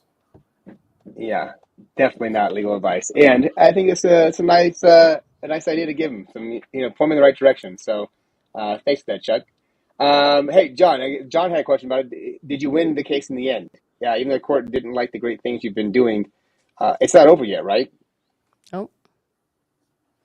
So I think Y'all think Chuck's gonna go away that easy? Oh hell no! They gonna have to put me down with a shotgun. And I'm not making threats. I love everybody. I get along with everybody. I got no problems. hey PJ, Is my case PJ, over? here's a comment from Dwayne for you. So Dwayne's letting you know. You should check that out. That's Recusal comments and for change you, of venue. PJ. So yeah, is my case over yet? It's winding its way. So can I, in the 24 continuances, now again, we're on continuance number 24. The judge gave her this house, that's been overturned. The judge gave her child support, that got turned into fraud. The judge gave her the kids, the judge terminated 5 other reunification therapists. We've got 7 now. We got number 7 now. The judge got, the 3 gals had to get removed. We're on the 4th. No, it's not over. No, you all see me go this long to just give up now? My youngest is 7. Look at this. Hold on. And this is going to be a 5-second thing. 5-second thing. I swear. I promise. I'm going to get it out real quick. Who? This little guy. Look at this little guy. The little guy. They call him Tater Tot. This guy saw me when he was 1. That's Tater Tot. Little Tater Tot. He's 7 now. He needs to know whose dad is. I've not seen the youngest ones. And the oldest ones can want me to die. Okay, I'm sorry, guys. I'll be around when you get 18. I'm not your bank, though. I ain't going to be your bank when you're 18. But that aside, absolutely not. The problem we're having, guys, the reason why this case hasn't unwinded its way, what do? What's your decision? How do you fucking unfuck this? This thing's been so fucked. You know when you give him the kid, she's going to be calling the law. The accusations are still coming. It's a high conflict divorce. And this is like a 1% case, everybody tells me. This is a case, not even 1%. None of the experts have ever seen a case like this, ever. And what does that tell you? They got 40 years, 50 years. Like, this dude's 78 just got, the gal we just lost had like 47 years as an attorney. And he's like, oh, he's on the newspaper. He's on these high-profile cases. He's like fucking 6-figure, 7-figure lawyer. And he just got thrusted in. He was the third gal. They put the top people on this case. They're like, holy shit. What the fuck are we supposed to do? So the problem we're having, guys, is we're at the circuit court under appeal. Under appeal, we're at the circuit court on an appeal. They don't want to hear that case. They don't want to hear we got a reverse course 1,744 days later. Hell no. So I got to be quiet because I can't talk about legal strategy. But I can tell you that. All right, you ready? Can I sing like a little song? Because Dwayne tells me I'm his tough Bullock brother. And Jimmy from the Big Show says, I'm Chuck Dizzle, yo, I should be a rapper. So I was like, can't keep a good Dizzle down. Can't keep a Dizzle down. We ain't going down without, and we ain't making no threats. You gotta keep Dizzle down, man. We gonna keep going. Your friend said you got soul and no rhythm, and yep, there you go. We having fun? Are you guys having fun tonight? Like, are you guys actually having fun, or is this miserable for you guys? Having tons of fun. I think I'm everybody's vibing. having a good time. This is good. I'm having a blast. I'm having a blast. Yeah. This is awesome. So good. You guys Yeah, are awesome. I know. I can't wait to get out You're there. gonna have to come Virginia. back. I will be out there. Alysha and I are gonna be. Yeah, you're definitely going back. So When are you? What? we're going out there for the 4th of July in 2 years. Oh, we're For going. 250th. All of us are going. You're I going thought. too. We're all I was- going out there. We're going. I was supposed We're going to see y'all. I was supposed to see y'all in Missouri. I was supposed to go to that 50-50 thing they passed in Missouri, and me and Sean talked about it. It's a good time. I was going to meet Bullock in person. I was going to be like, man, I get to meet Zach. I got to meet Bullock. I was like, what? I was going to be like, but Sean's like, hey, Charlie. You could have been part of the bunk bed crew. Me and This Sean. is- Me and Sean were in the room. You could have slept with us. Sean's like, Charlie, this is about Missouri. I'm like, yeah. But Dwayne let me do the announcement. Did you guys hear Pissed Off Parent? He said, guess what just happened, 50-50 parenting. And I go, woo! And I did that on Dwayne's page. Dwayne's got a video of it. Dwayne's got me on the live. I'm gonna make a button out of that noise right there. Woo! Now you see why gonna my make a attorney button. is a hype man? My attorney, and God bless you guys in Missouri. And God bless shared parenting. And God bless you too. And everybody that's doing shared parenting. I love you guys. Tell me where to be, and I'll get up there and talk. I ain't good at all the stuff, the legal mumbo jumbo. But I'll get up there. I'll tell you what it's like to fight. I'll tell you what it's like not to give up. I'll tell you what it's like to face jail every day. We ain't going down. I'm not going down. I'm not committing a crime. I'm not breaking a law, and I'm not going to quit. I don't care how tired people get of me. You're going to keep seeing me until you give this up. You're going to give it up. You can't disprove a lie. You can't disprove it.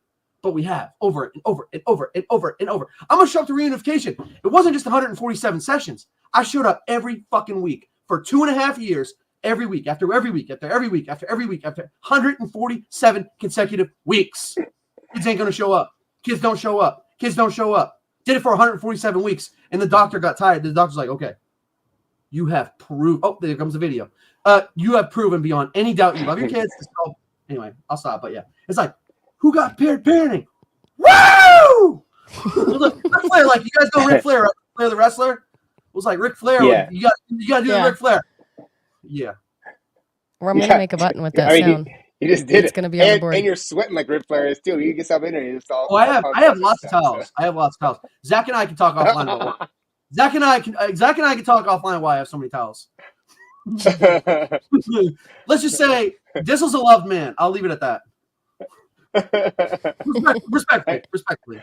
On the table. On the food I serve. He's got lots of towels. On the food I serve. On the food. Oh, I actually think you guys do a shitload of interviews, and I honestly can tell.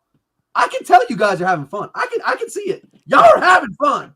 If you haven't noticed ever, I cannot hide my feelings. Oh no, my face. I'm not gonna say it on live. I'm not gonna say it on live, but I can tell when you. I'm not going. I never can. And Zach can just sit back like this. I'm just cracking up. I can't do that.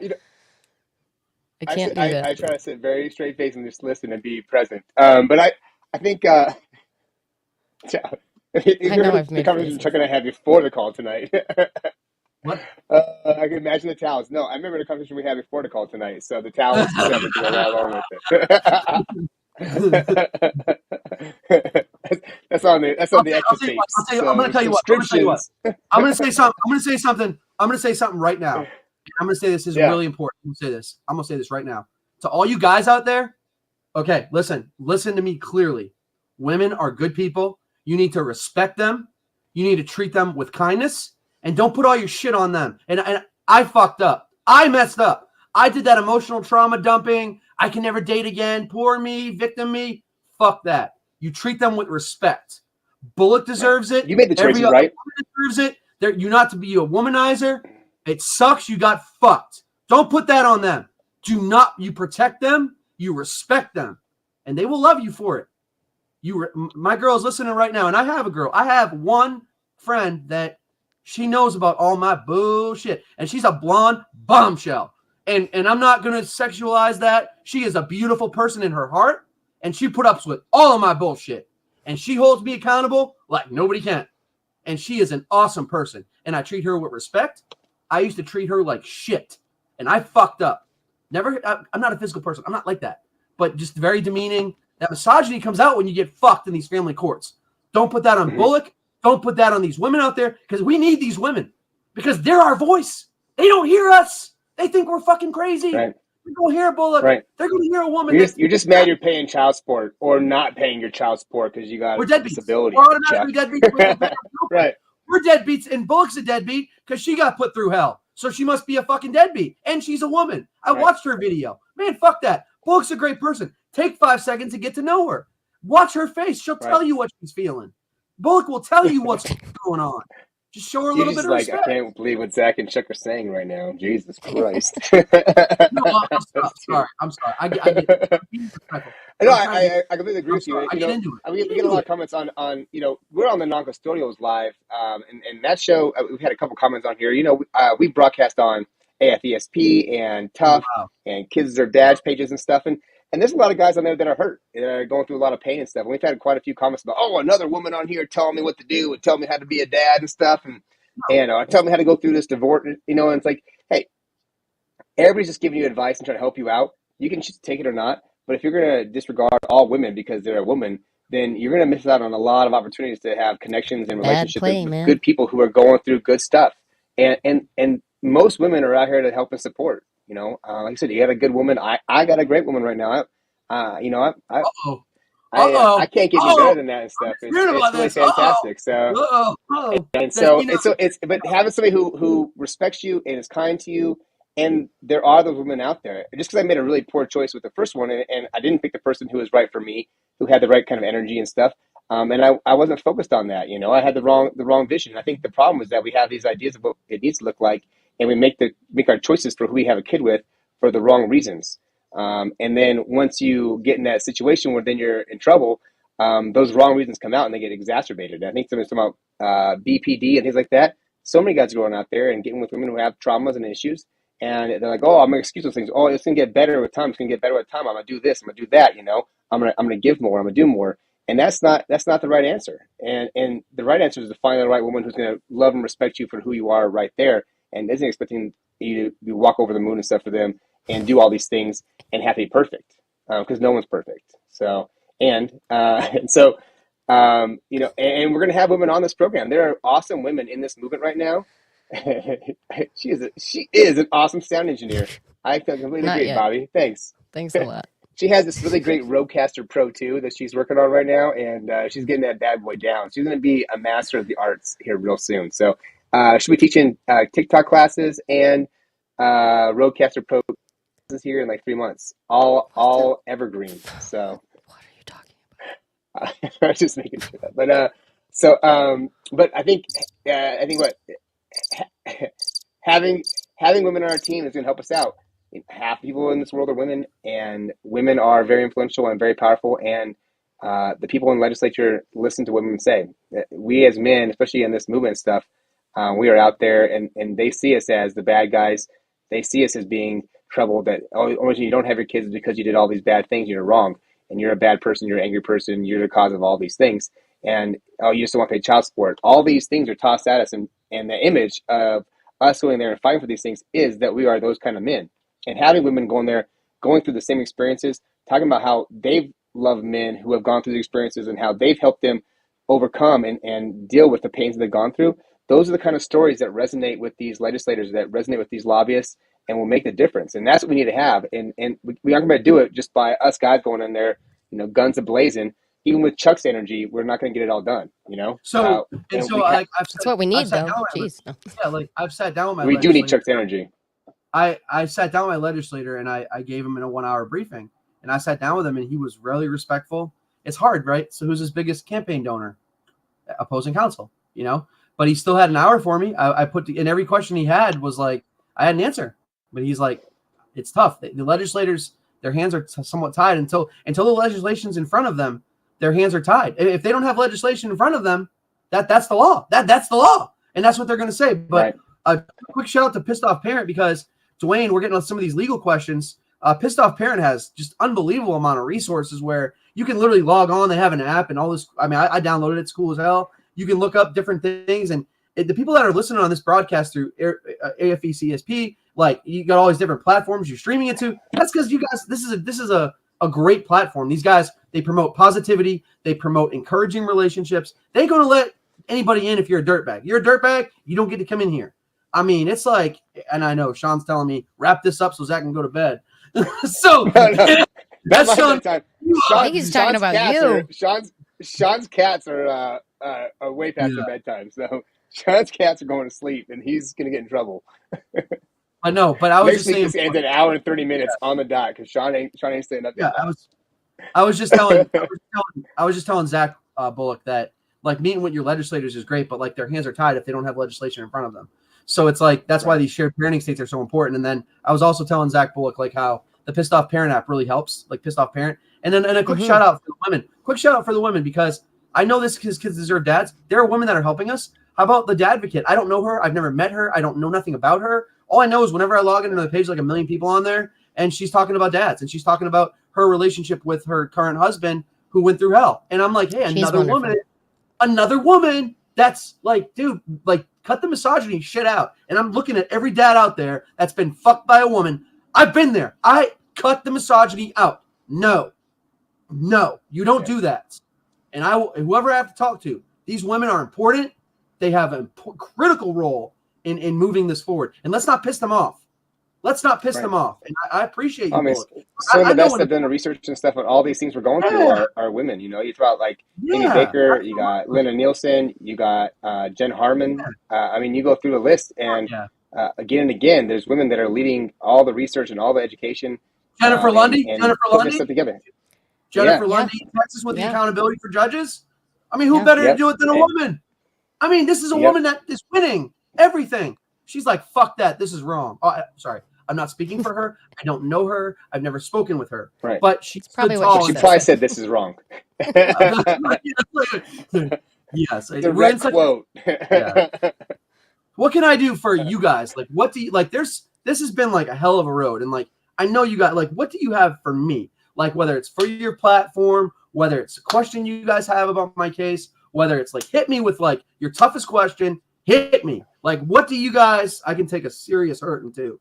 What do you guys have for me? Like, if there's one thing you were like, man, I'd really like to know this, or what can you tell these dads, or like, what's one thing? Because I've literally lived every fucking day of an empty house with 15 beds and no kids. 15 beds, and I'm not going to cry. Well, let's hear, Alysha, what do you want? I right now, I just really want to know when you'll know if June is, you brought up June, and you might. Yeah. June 25th at 1 o'clock in the Suffolk Circuit Court Appellate Building, Godwin Boulevard. Yeah, it's 1 o'clock. That's when you know. But that's right now, that's the 24th continuance. So the odds are of a 25th continuance, they've already aged out my two oldest. My middle two are really close to aging out. And when I say age out, they give deference to the children's preference. I'm not arguing. I'm not fighting. I'm not being disagreeable. I'm not trying to have a 5-minute dissertation on what that is. But the courts know what a bad alienation case this is. The court ordered experts. Some of them are forensic. And when you start getting into forensic psychology, you start getting the real meat and potatoes, what's going on. And the meat and potatoes are out there. They know the meat and potatoes. But you go into court and you don't have a solution. So what do? You got to slow step it. Because these kids are going to fucking run away. They're going to run to school, say, Daddy touched me. That's what they've been told to do. Daddy's going to hit you. Daddy never hit. Daddy never hit you. Daddy never hit you. So it's like, sorry, what's the answer? So they 2 weeks ago, the third guardsman litem left for Israel. November, I had a meeting with my lawyer. I brought a book, sat in his office.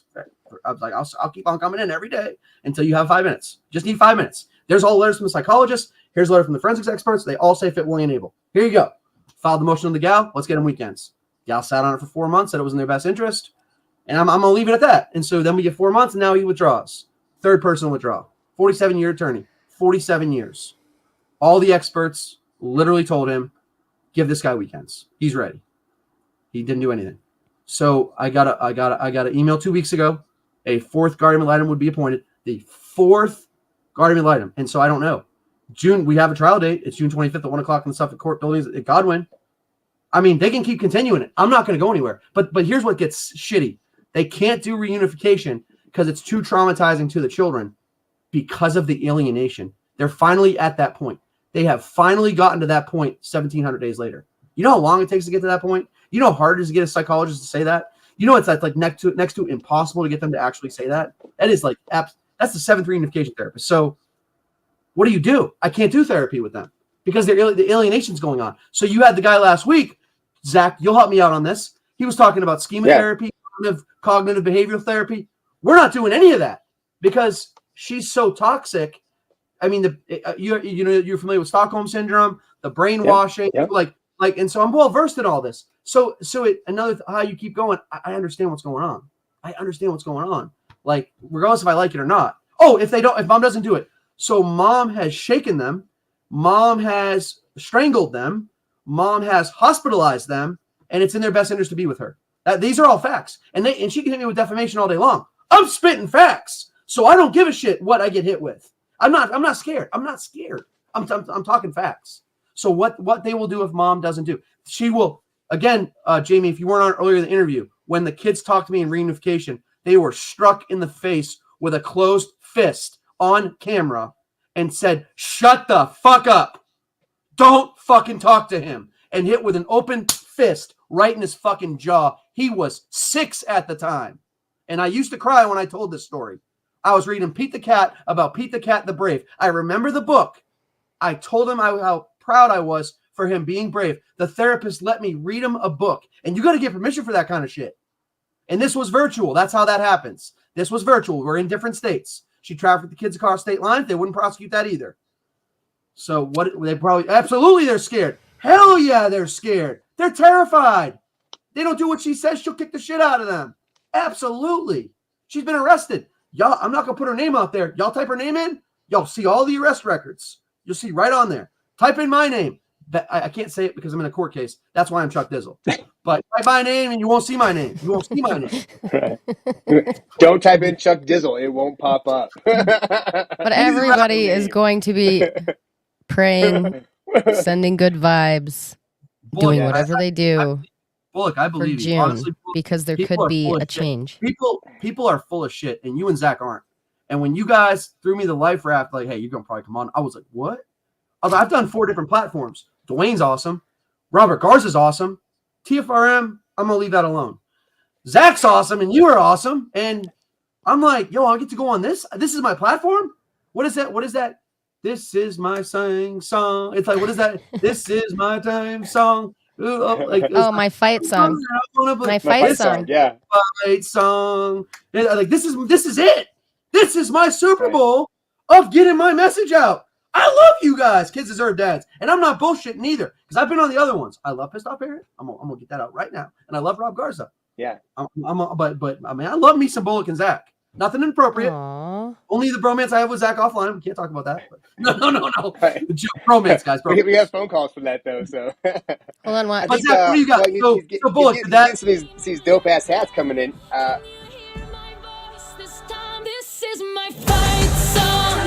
Take back my life song. Prove I'm alright song. My power's turned on. Starting right now, I'll be strong. All right. That was the coolest shit. Yo, them judges swinging me up. I'll be like, them judges be like, bam, bam, bam. I'll be ducking. They'd be like, get them out back, gang them up, tie them up, hog tie them. I've been training for this. I've been training this for years. You guys can't face me. That was kind of cool. You know what? That was good. You know what I want to know. It's been a long time. You've seen your kids on some calls and that kind of stuff. When you get this unification back and you get to see your kids the next time, have you thought about what it's going to be like when you see your kids next? Oh yeah. So one thing, it's not reunification. I'm supposed to be getting weekends. Your time with them. I'm supposed to be getting weekends. Yeah. We talking handling your business. We talking parks. We talking library. We talking what's going to be like. You know why I do the community garden, right? You know why? So I can teach my children how to grow. Literally, not just through plants. Through plants. We're going to come in with peace. We're going to learn how to grow food for yourself. We're going to learn how to self-sustain. There's deep thoughts behind when I do things. I put a lot of strategy into what I do, why I do. There's like 6. Okay. You ever heard of a grandmaster? Like a grandmaster, it's like the chess. It's like he's always 15 moves ahead. You can't play checkers. You got to play checkers. So what am I going to do with the kids? Yeah, I mean, some of the legal stuff, trying to limit the opposing parties' deference and or what she would mitigate the positivity of what we're going to do. But I can tell you this. We're going to be locked and loaded for fun. We're going to be locked and loaded for fun over here. You got your trauma zone. We got a trauma team ready for them. And I don't want to cry. We got therapists on call. We got someone going to be staying with me. We got cameras running live. We got seeds to plant. I've saved a separate part. I built a box, a special garden just for them to grow with them. I built a raised bed that I hadn't planted nothing in yet because I want to show them that I will grow with them each day, and we will grow together, and we will bear fruit. We will bear something rich in nutrients in the seed. They talk about Bible. If you put a sow with thorns or whatever, you sow a seed, it dies. I'm sowing them in good soil. I have relationships with my community that give me dirt on the cheap. Relationships with my community for food. I am teaching them life-altering things. These kids are living below poverty. They are in bad shape. I am going to teach them love, kindness, patience.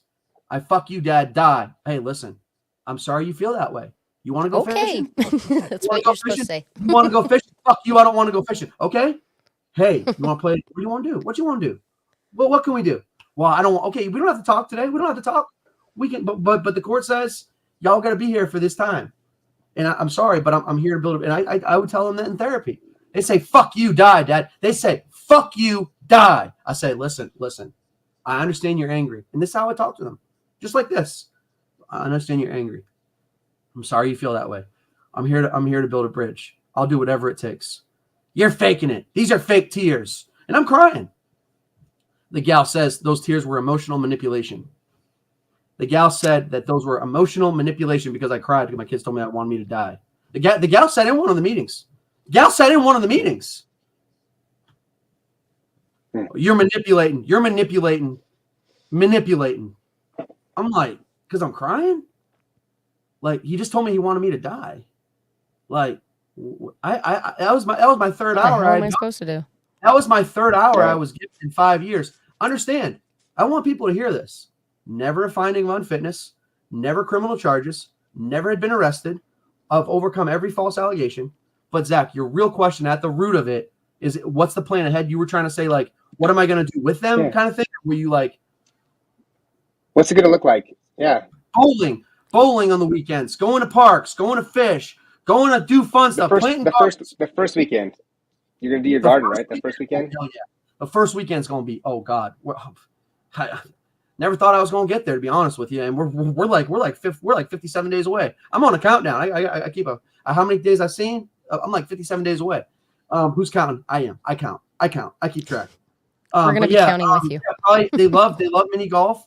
They love anything outdoors. They love going to the movies. They love to bowl. I mean, again, it's been 5 years, guys. So I don't know what they like now. They won't talk to me. They sit there and stare at the wall. And they stare at the wall and kick the fucking furniture and throw shit around, throw chips, throw soda bottles. And they were so disruptive that they had to end the reunification because they like the mothers just got them. And the mother wouldn't even let them get out of the car. Therapist walked out and said, in my career, I've never had a kid not get out of the car. Let them out now. And the kids got out of the car. So baby mama won't even let them out of the car. And everyone's like, how'd you have 7 kids with this woman? Like, how'd you have 7? It's like, but come on, guys. Come on. Like, it can't be the guy. It's always the guy. Always the guy. Always the guy. Court, take out the garbage. It's right here for you. The trash can is like, and I feel bad saying that because you don't talk about people like that. But like, really, like, you got a pile of garbage here. Where does the garbage go? I mean, you give me shit. What I turn it into? Compost. And what did compost turn into? Seed, nurture, worms. I mean, think about this. Y'all give me shit. I played in the shit you gave me. I think that's a good story. And now you're feeding tables all across the country. And now you're feeding cable. And then what do they say about you? How do they manipulate that narrative? So he's crazy. No, he's not. He feeds the community. Well, he's manipulative. No, he's not. He's feed people for fucking 2 years now. He's an asshole. He's crazy. No, he's not. He's fit, willing, and able by all his doctors. Well, he needs to go away. He's had 6 reunification therapies. He's on his 7th one. Well, we didn't get this wrong. Four other judges have overturned you. Well, we need something else on the case. We've already had 4. We now have our 4th gal. When y'all gonna get it? I'm not going nowhere. No threats. I know, Zach. I know. Same message. I get it. I'm doing the same thing. I get it. It's okay. But that's the first week. But I don't know. Like, Sean Pierce is going to give Sean a shout. It's an important message, right? Sean's going to be here first weekend. Sean will be here. I'm going to say that right now. Awesome. First weekend, Sean Pierce will be here. Hell yeah. And I don't care if it's an important message. I think it's a perseverance, right? Like, it's like I'm committed to doing this, and I'll just keep going. Like, you're gonna keep putting these barriers in front of me, You're gonna keep trying to hold me for my kids. You're gonna say, oh, well, you know what? It's just gotten so bad, and it's so terrible that, you know what? You should just go away and leave these kids alone and let them be with their abusive mom who used them as a weapon and to punish you and punish them. And you're like, no, I'm not. I'm gonna keep loving them. I'm gonna keep giving to them. I'm gonna keep doing things in the community and saving things to give to them, because when I get this chance and they get to see my heart, that they're gonna feel it, you know, and they're gonna be in that. They're gonna be in that garden, and they're gonna. And my binder's in my car. Otherwise, I'd show you the 157 names that everybody got their box of food. There's 157 names on there every single day, and it's a couple days a week. I'm not gonna lie to you. Like, sometimes it's a little bit less. I'd like to give more. I mean, I'm on a very fixed income. I don't make excuses. I don't feel sorry for myself. We're gonna do this shit. I'm telling you guys, go on Airbnb.com. You'll see the house I built them. You're gonna be pumped. You're gonna be like, damn it. Look what this guy did with his house. It's for my kids. Maybe you're gonna have to send me a link because I really do want to check it out. I just don't want to be. I don't. Okay. And you said the city you live in like really fast every time. You got that southern accent fast, and you're like. So I'm actually. You live in. I'm actually from the north, which makes me a Yankee, which makes me not fit in. But I don't start talking like I'm from there, and I don't start talking wicked piss in the car, and you don't start saying what the fuck. You don't start talking like that. People off. So yeah, I also have the northern. I'm a Yankee, so another strike against me. But what the fuck, you know, motherfucker.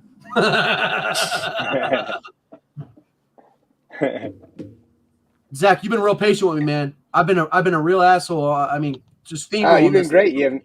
You've been exactly as I expected you to be, and I would have expected nothing else. If you were anything different, I would have been worried about you. Like, what did you take a downer before I got on the show Yeah. or something? And So and for you brought the same energy you always bring, and I think that's a testament to who you are as a man. And not everybody has your energy, and that's okay.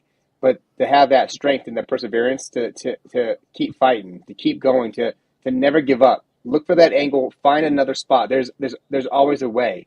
And you may not know it right now. You may not know where it goes, and you only don't get the results you want if you quit. And like Chuck's showing right now, there's no quit. I will be with my kids, and my kids will be with me, and we're going to have this loving family relationship, and I'll never stop.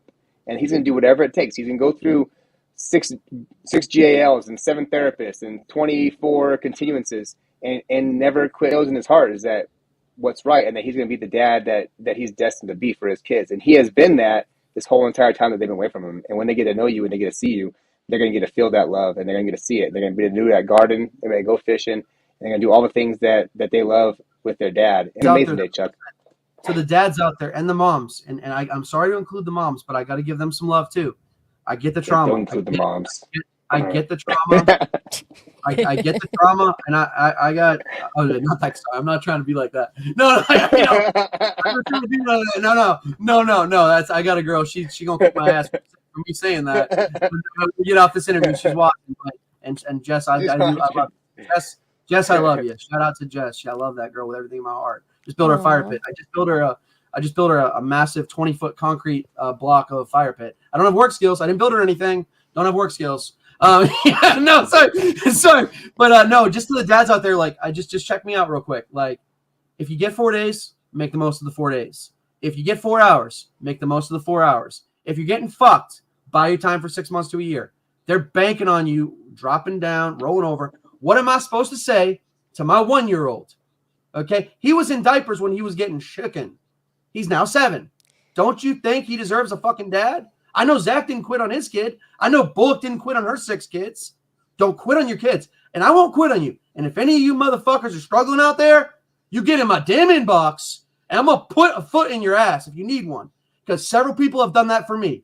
Metaphorically speaking, I'm not into all that crap. So I'm not into all that crap. Right. So, like, just don't quit on yourself, because look at what Zach did. Went out and got a law degree. Fighting to be an honest, ethical attorney. Look at what Bullock did. Said, I'm not going to be a victim of, you're a mom, you must have really fucked up. She fought and she's clawed and she's got 6 kids that count on her. It's not my place to ask intricate details of what her case is. She didn't roll over on her 6 kids. She fought and clawed. Fight. Legal, within the legal bounds. It was only 3, though. It was just the 3. What? It was just first 3. Sorry. Sorry. It was just 3 at first. I didn't mean to mess it up. I'm sorry. No, okay. You're fine. But she got 3 now. But it was for all of them, because I did have 6 when I still did not stop fighting. There was 3. Yeah. Then there was 3 and we're more. not done fighting yet. You know, we talk about doing this show, but we're working on laws and stuff in Wyoming. We got a coalition of people together in Wyoming that we're working together to put some stuff together for this next year, and we're going to bring some new bills out, because, like you said, the bills are where the change happens. You know, the lawyers and stuff, they do what the law tells them they have to do. The judges do what they're told. The judges don't get to just do whatever they want. They only get to do whatever they want because the law gives them the right to do whatever they want. And the law says they can't, then guess what? Then they can't.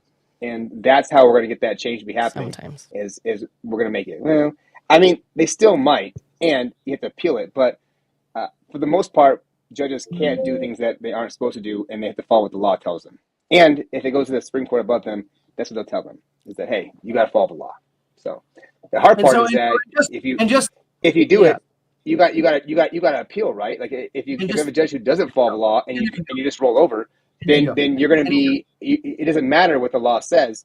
So if you don't take it to the next level and you got to fight that judge, that's the one you have to do it. And so it's really important that you take that opportunity. And for the dads that heard my story, they gave my ex-wife post-marital asset. No. Appeal, 1. They gave my wife child support. Right. Hell no. What my lawyer did and how he did it, I'm not asking questions. Dude, I mean, to get child support turned into fraud, hey, man, right here, bud, right here. Thank you. And we don't have work skills. But anyway, but the point, just try to bring that point home. Sorry, but like I said, when he talks about the 24 continuances, guys. Listen to what Zach's saying, like not being condescending. I'm at the appeal stage. Why do I have 24 continuances? They know they fucked up. They know they fucked up. Right. That's why they didn't want to see this in the inside of a courtroom. They want a dirty shakedown. Take you 4 days and shut up. I'm not signing that. I'm not signing 4 days. No. Now, I know I tell you guys to take baby steps. I'll take 4 days, but we're going to get a continuance. I'll take my 25th continuance and take my 4 days. I'm not ready to finally adjudicate this thing. Oh, hell no. We're just getting started. And I'm not making any threats. We're just getting started. Right. We're just getting started. And it's going to take That's just what's going to happen. me down. You're going to need a couple grizzly bears to take me down. And you're going to need some big grizzly bears out in the because that's what it's going to take. And I'm going to scratch. But yeah, it's I think like Dr. Brooks says, that the judges do ignore the laws, and they do it all the time, right? And only when you take them up to the next level and you keep pushing them and force them to follow the laws, do you have any opportunity? I mean, and even then, if the Supreme Court and the I don't know what kind of appeals courts you guys have in Texas, probably another layer of appeals courts than we do in Wyoming, which is just district and Supreme Court. You got to go and keep pushing, and that's the hard part. Is people can't afford that. And you go to court, you're already broke. You go into court, you're broker, and then you get the results, and you're like, I guess got to take this. And that's where it comes in. It's really important, And some of the work that I want to do when I'm a lawyer and stuff is to help those kind of cases, is to fight those kind of battles, because it happened in my case, and I was in law school when it happened. I just didn't have the energy to do anything else. But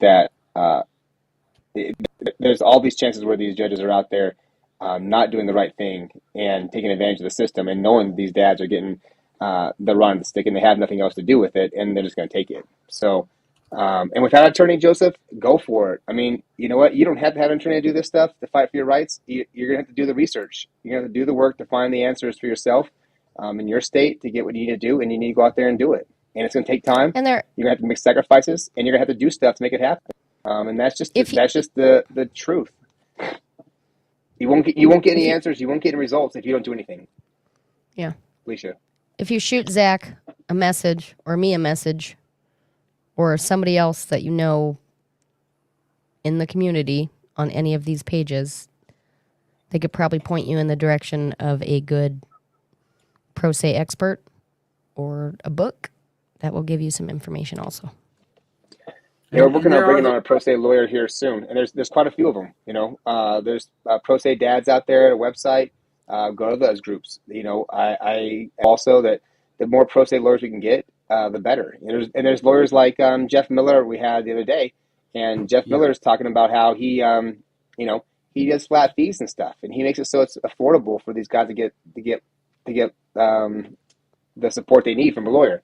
And so there's guys like that out there, and it's talking to those guys, finding out who they are, and keep working. And the hard part for the folks that are listening that aren't well versed as far as the law, and just so I can help them out. Again, I'm not an attorney. This isn't legal advice, but you start going into case law, Stanley versus Illinois, 1972. The custody and care of your child can't be removed unless you're determined to be unfit. You can go Santosky versus Kramer, 1982, Meyer versus Nebraska. It talks about the right to marry and establishing your own right to raise your children as you deem fit. And Meyer versus Nebraska, 1923, talks about that. My big one is Prince versus Commonwealth, 1944, and I know all this because I've researched all of this, and you won't get an attorney to present this. The cardinal care and custody of your child is not allowed to be deprived from the government. That's 1944 case law back to Prince versus Massachusetts. You start getting into Wisconsin versus Yoder, 1972. The upbringing of your children can't be removed by the courts. Like here's the issue that these folks are having. They want lawyers. Lawyers aren't going to present those arguments. Those are sound, logical arguments. But the lawyer, one, has to appease the court. Second, has to appease their law license. And three, it's the judge. Three is the client. Your last is the client. And I'm not picking on Zach. I'm glad he's going to be a great lawyer. He's going to do the best he can. He's going to make the most out of what his role is. He's going to have integrity. I know he is. And if he don't, y'all call me a liar because I believe in him. I believe in that man. Just like I believe in Bullock. And I believe in you dads out there. So the point of what Zach's trying to tell you about the law stuff is that you're in a court of equity. You're in a court of equity. Equity. As society, 90% of the time, women are favored. So what does that tell you? That's a society thing. You're not going to beat that. So when he's talking about appeals, you're not going to win in these family courts. You have to win on an appeal. And they're already stacking the deck against you. And there are federal rights violations that don't allow them to do that to you. Who are you going to get to prosecute that? You don't have the power. You don't have the money. and you don't have the influence. And so you just got to be real well versed about, yeah, you can get an attorney, or you can do it without an attorney. Jeff Miller sounds like a great advocate, great resource, but just be prepared. It's going to be a fucking battle. When you take them on the way I did, they told me, go to work, you don't have to pay. Go to work to see your kids. You don't tell me what the fuck I'm going to do with my life. You don't do that. And you're not going to shove a gavel up my ass. I'm not going to finish a sentence because I don't want to be coming across as threatening. And that girl, Brittany, right there that just commented, that girl right there has been through hell with me. That girl has been on my case. That woman, that wonderful woman. I'm not going to put her stuff out there. She's a wonderful mom. She's a hell of a mother. Reminds me of you, Bullock. She's a hell of a mother. And I know you love your kids because I see you on the live sometimes and you disappear really quick. And you're being a loving mother because you're a mom first. And you do this and you do a hell of a job with, I don't know the relationship, but Brittany's been there for me. She's out of Carolina and she knows the case. And it's weird to have women supporting me. That never in a million years did I think I'd have women supporting me with this. I'm like, it shouldn't be what? Weird. Women like got my back. I'm like, what in the world? Because the only woman I know, I'm not going to unpack my psycho stuff, but Gotcha. I just love you guys. I'm just trying to, Zach, I'm trying to educate them that the system is designed against them. You're not going to win. How can you mitigate how bad it's going to be? They told me, what do you want? We took your kids away. No, you're going to give them back. No, we're not. And off we go because they're in their stance. I'm in my stance. I'm not budging. I haven't given them an inch. All I've done is shower them with fit, willing, and able. And what are they doing? Stall. Right. And some more stall. He's going to fuck up. He's going to do something stupid. He's going to get arrested. He's going to break. Well, no. And this is what you fall into. So, but yeah, Jeff Millar, thank you for bringing that up, Zach. I watched a lot. He's awesome. He's a really good guy. He's awesome. Guy's great. No, we had him on here. We had Cash Jackson on. Cash Jackson's gone through a lot of stuff going through the family courts, and his battle to be in his kids' lives, and how these judges were out there, and he gave an inch, and they took a chance, and they twisted it, and they used it against him and stuff, and he gave him an opening, and that's exactly what you're talking about. You can't give them anything because they're looking for the chance to throw you under the bus, and all they want to do is hammer on you. These judges get off on doing that kind of stuff, unfortunately, and they look forward these chances to do that to you. My judge told me he wanted to throw me in jail, and he looked for every chance to throw me in jail while I was in law school. He was looking to get me kicked out of law school and throw me in jail, and he told me that he was going to do that to me, and he didn't. And he retired like last month. So guess what? You can't get me, but never will. And he used my son to come after me and stuff. I don't advise you parking in the judge's parking spot, by the way. And I don't advise you buying vehicles and putting them in your friends' names. And I don't advise you putting your houses in trusts and other assets so they can't take them in South Dakota because they're in one of the toughest trust laws in the country. And when you start moving assets around and you start doing things within the law and you start circumventing and navigating the system that's designed to fucking take you out at the knees and Nancy Kerrigan your ass. When I am a lawyer, I will be revising. They don't know what to do. They do not know what to do.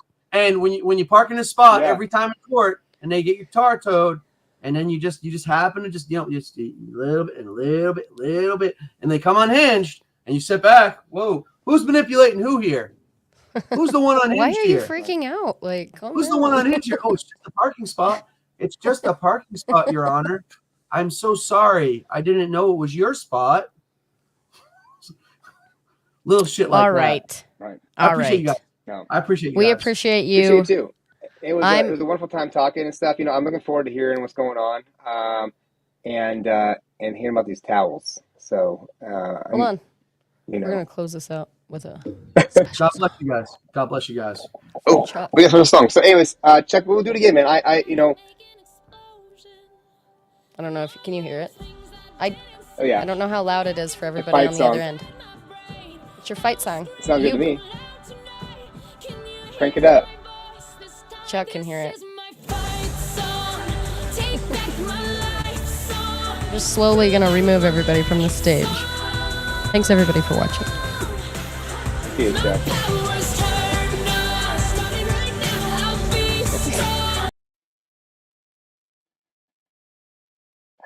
Oh, that's the fight song's over because I turned off Alysha. Next week we got on Sean Pearson. And the week after that, I think we're going to have Carnell Smith and so many more. Maybe we can get Dwayne Ward to come on here and talk also. So some great people. Lots of fun. Thanks everyone for showing up today, and thank you, Chuck, for fighting so hard for your kids, man. They deserve it, and uh, you deserve them, and they deserve you, man. I wish you all the best. And everybody else out there, if you need help, if you need support, call us. Call any of these groups out here right now. Any group out here will be here to support you, and we're all on your team. So uh, don't try to do this alone. Don't try to do it alone. Don't think you can handle all this stuff. This is a gut wrenching and horrible experience going through family court, and you need people on your side. So come out, call us up, send us some messages. Anybody in this group, anybody on these pages, um, everybody that's out here that's working to bring these changes would be out there and be happy to talk to you or point you in the right direction of somebody that has time to talk to you, because we know the pain you're going through. So have a wonderful night, and God bless. See y'all next week.